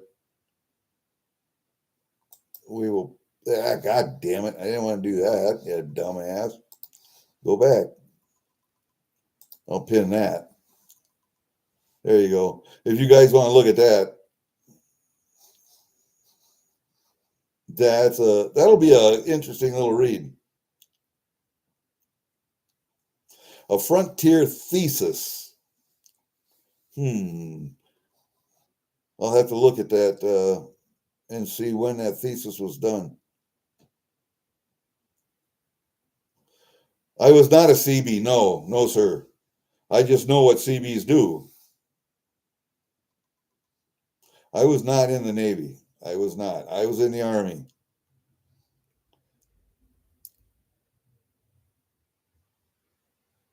Yeah, well, that's a lot more information than I had before. Thank you very much for that.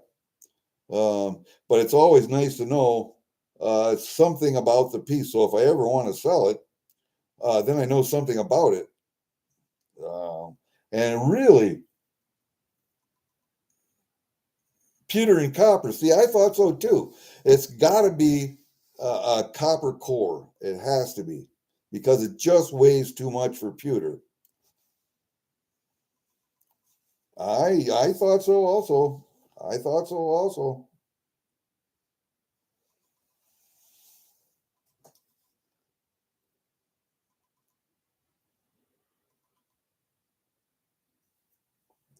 I've scrapped enough pewter that I know what it feels like, and that feels heavy. So,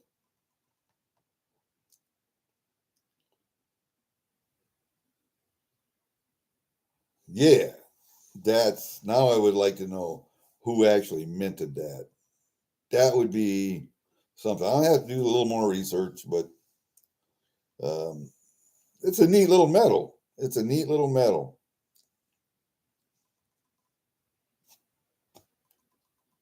And now I can write a note with it, and I can put that in the bag with that medal, so that my daughters, if they actually inherited it, will know something about it.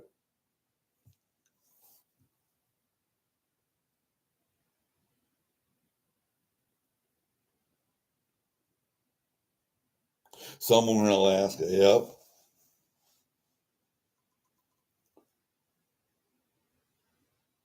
I think I might have sent some postcards home from Alaska when I was up there, because we were at the Black Rapids training facility for the winter warfare course.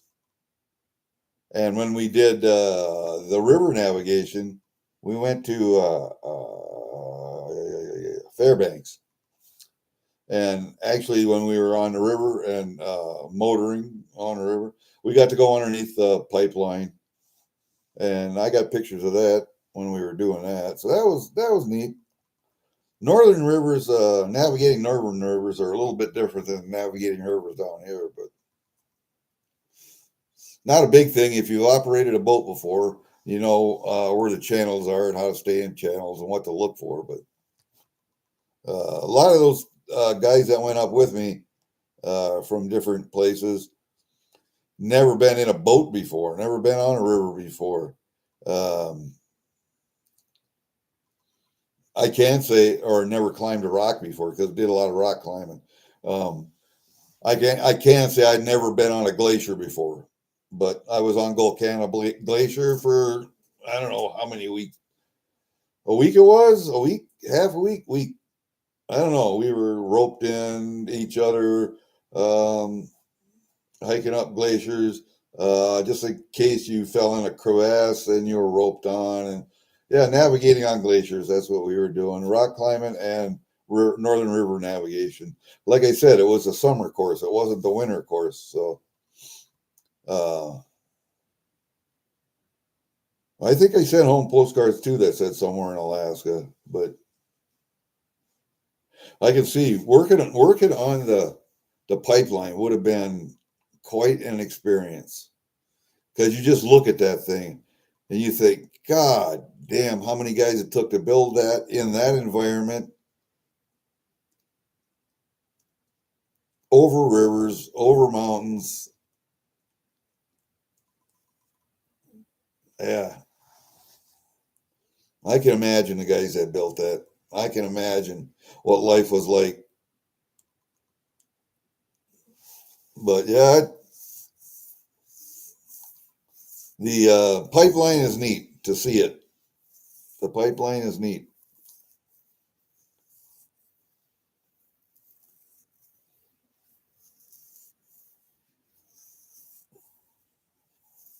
Yeah, I know. That's kind of what I was thinking. I've never seen that metal before. Never seen it before. And you could tell by the quote on the coin that it was a quote from somewhere. But hey,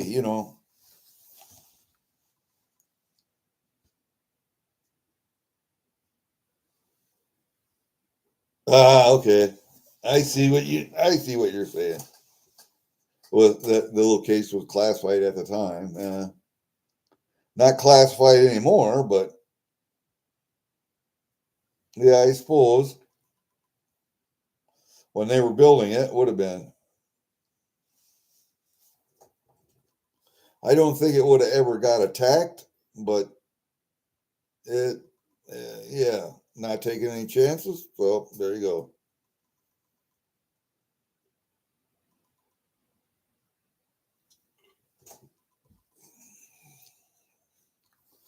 No, let me see. See, as far as CBs go,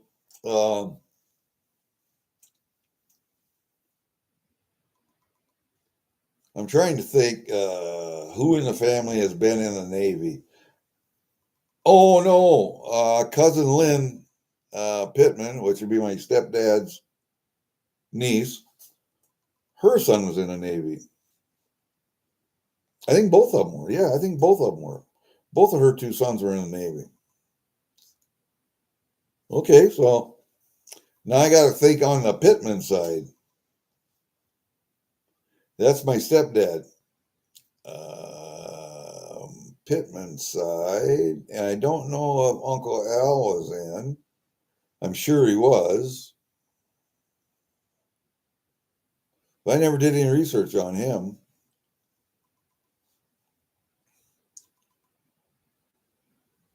Because they moved from where they were right around here. He married a gal from Austin, Minnesota. They moved to California, raised their daughters out there. Had three daughters, Lori, Lynn, and Lisa. Lori, Lisa, and Lynn. And Lori's passed. Lisa's in Romania, I believe, with her husband, Gary. And Lynn is back up in Austin, Minnesota. And her two sons, I believe, were in the Navy. Oh, I might have had a nephew that was in the Navy. Might have been Janet's son was in the Navy. Yeah, Austin was in the Navy. No, Jake. Austin and Jake. Jake was in the Navy. One of them was in the Navy, damn it. He did one hitch and he was out. And I think her two boys, Lynn's two boys, did one hitch and they were out. My niece was in on her first enlistment. So yeah, we've had some Navy vets in the family.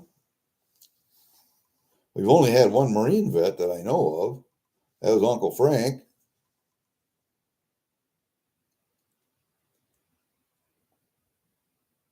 Oh, my wife's oldest sister, Mindy, she's gone now too, but her second husband, Gary, who's up in North Dakota now, he was in the Marine Corps also. He was the end of Vietnam. He was actually on the ground in Vietnam at the end. So that would have been in the early 70s. Yeah, early 70s.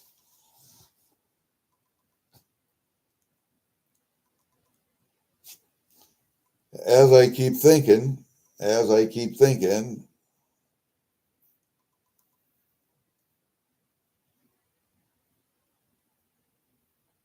okay, so two Marines, 2, 3, 4 Navy vets. 1, 2, 3, 4, 4, 5, 6, 7, 8 Army vets, I think. So, yeah, you're exactly right. And that highway is impassable sometimes throughout the year, but there's a lot of traffic on that road.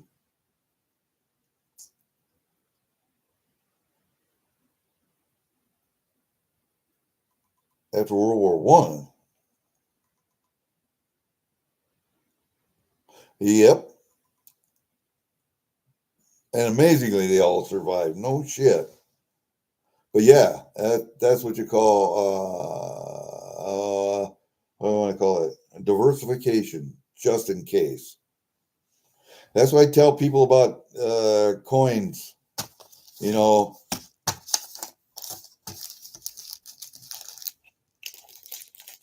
silver's great and all, but you need to diversify. You need some of that. And if I had some platinum in here, I would show you that.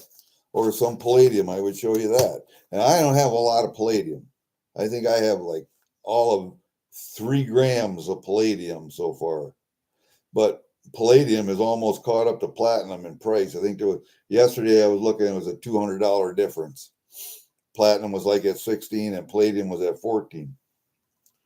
So I have some platinum, a lot more than palladium, but a lot less than gold.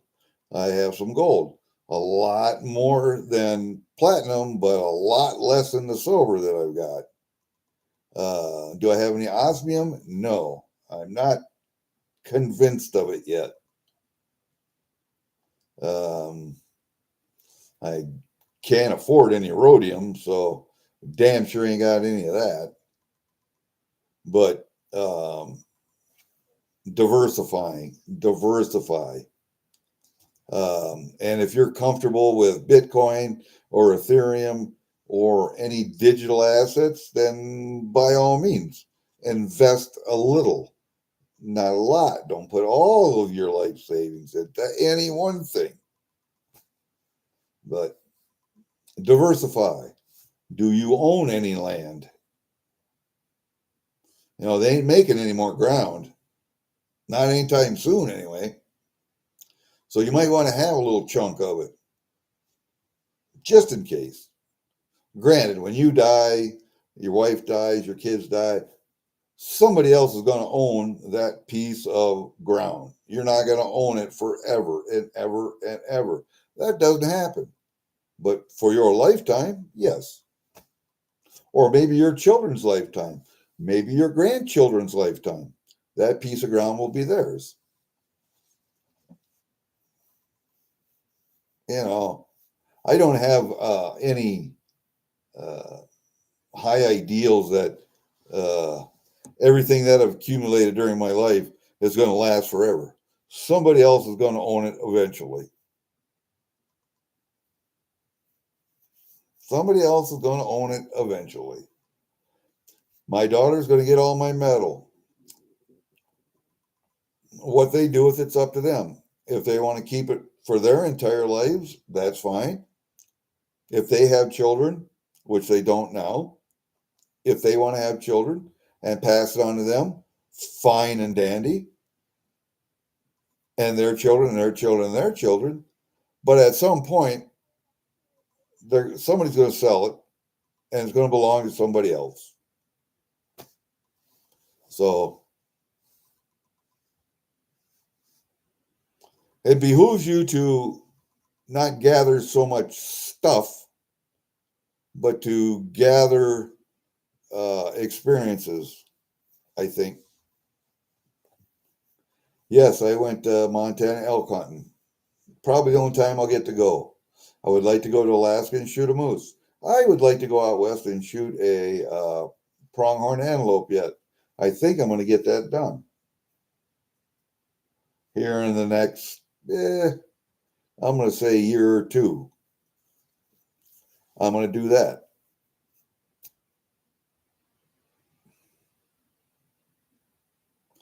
Go see all the national parks. Go see the Black Hills, the dead presidents on Iraq, the Grand Canyon.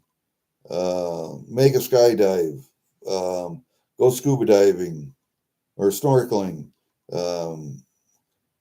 Dip your foot in the Pacific. Dip your foot in the Atlantic. Don't have to go to New York City, but looking at New York City. Washington, D.C. I would like to go to Washington, D.C. yet. I've never been to D.C. I've seen it from the air. That's it. Never been there on the ground.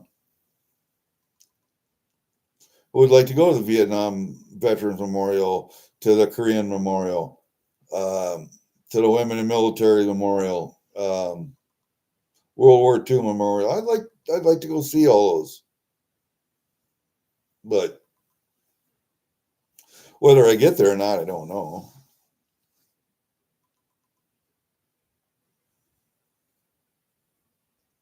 I don't know whether I will or not. But hey, why do I need to get on Game Insane? Rhonda, why? I'm not a gamer. I never have been. Closest I got when computers first came out, we had Pong, of course, and you could play that mindless game all day if you wanted to. I got 5 minutes on it, and that was about it. I did have flight controllers for my computer when it first came out. That's interesting. I like doing that. I would like to have a flight controller for a helicopter. I would like to do that, but I need a better computer and I need controllers and the software.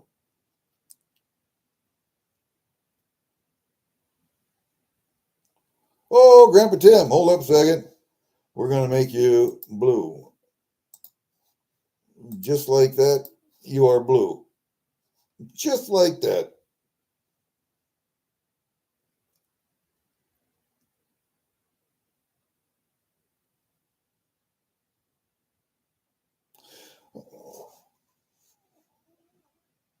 Well, if, let's see, wills go through probate. You could put it in a trust, but then you'd have to have a trustee, somebody you really trust. Somebody you really trust.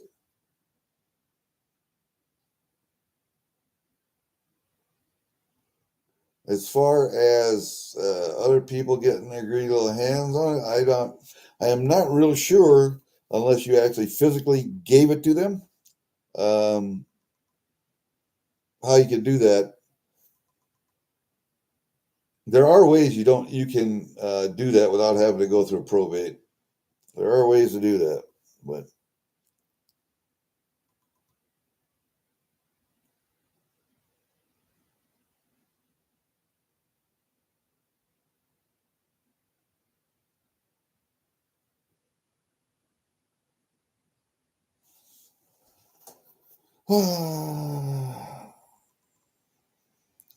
yeah, I see. I have to work on that too, Pedro, because I have three daughters. I'd like to split it into threes, but I have one daughter who's I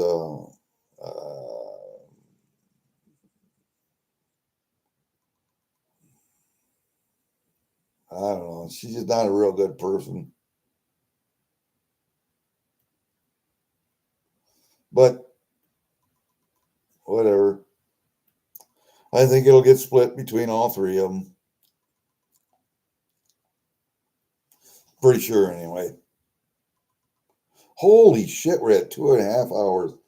Um, do we have a notification from uh, Durbin yet at all? Okay, I see that. Great rock and roll book to read. Nope, I don't have a notification, so let's just go here and see if, because I think Joe comes up at 5 today, doesn't he? Yeah, I don't see anything.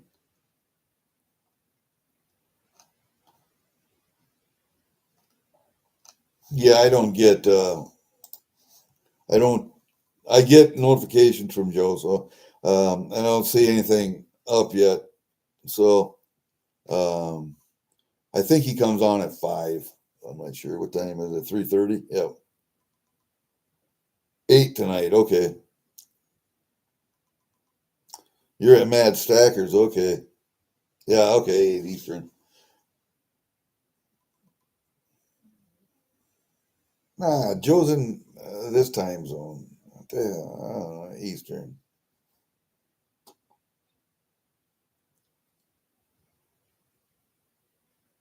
I don't know. I'll figure it out. I'll figure it out. Yeah, 7 p.m. Central, I think. It's either 5 or 7, one or the other. It's 2 on Monday. Was it 5 on Friday? 7 on Wednesdays, I think. Something like that.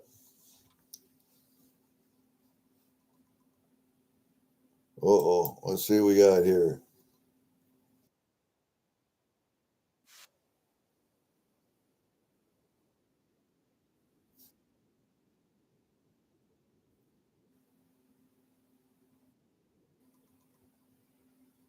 All right. I got that one up too. I got mad up too. So, all right.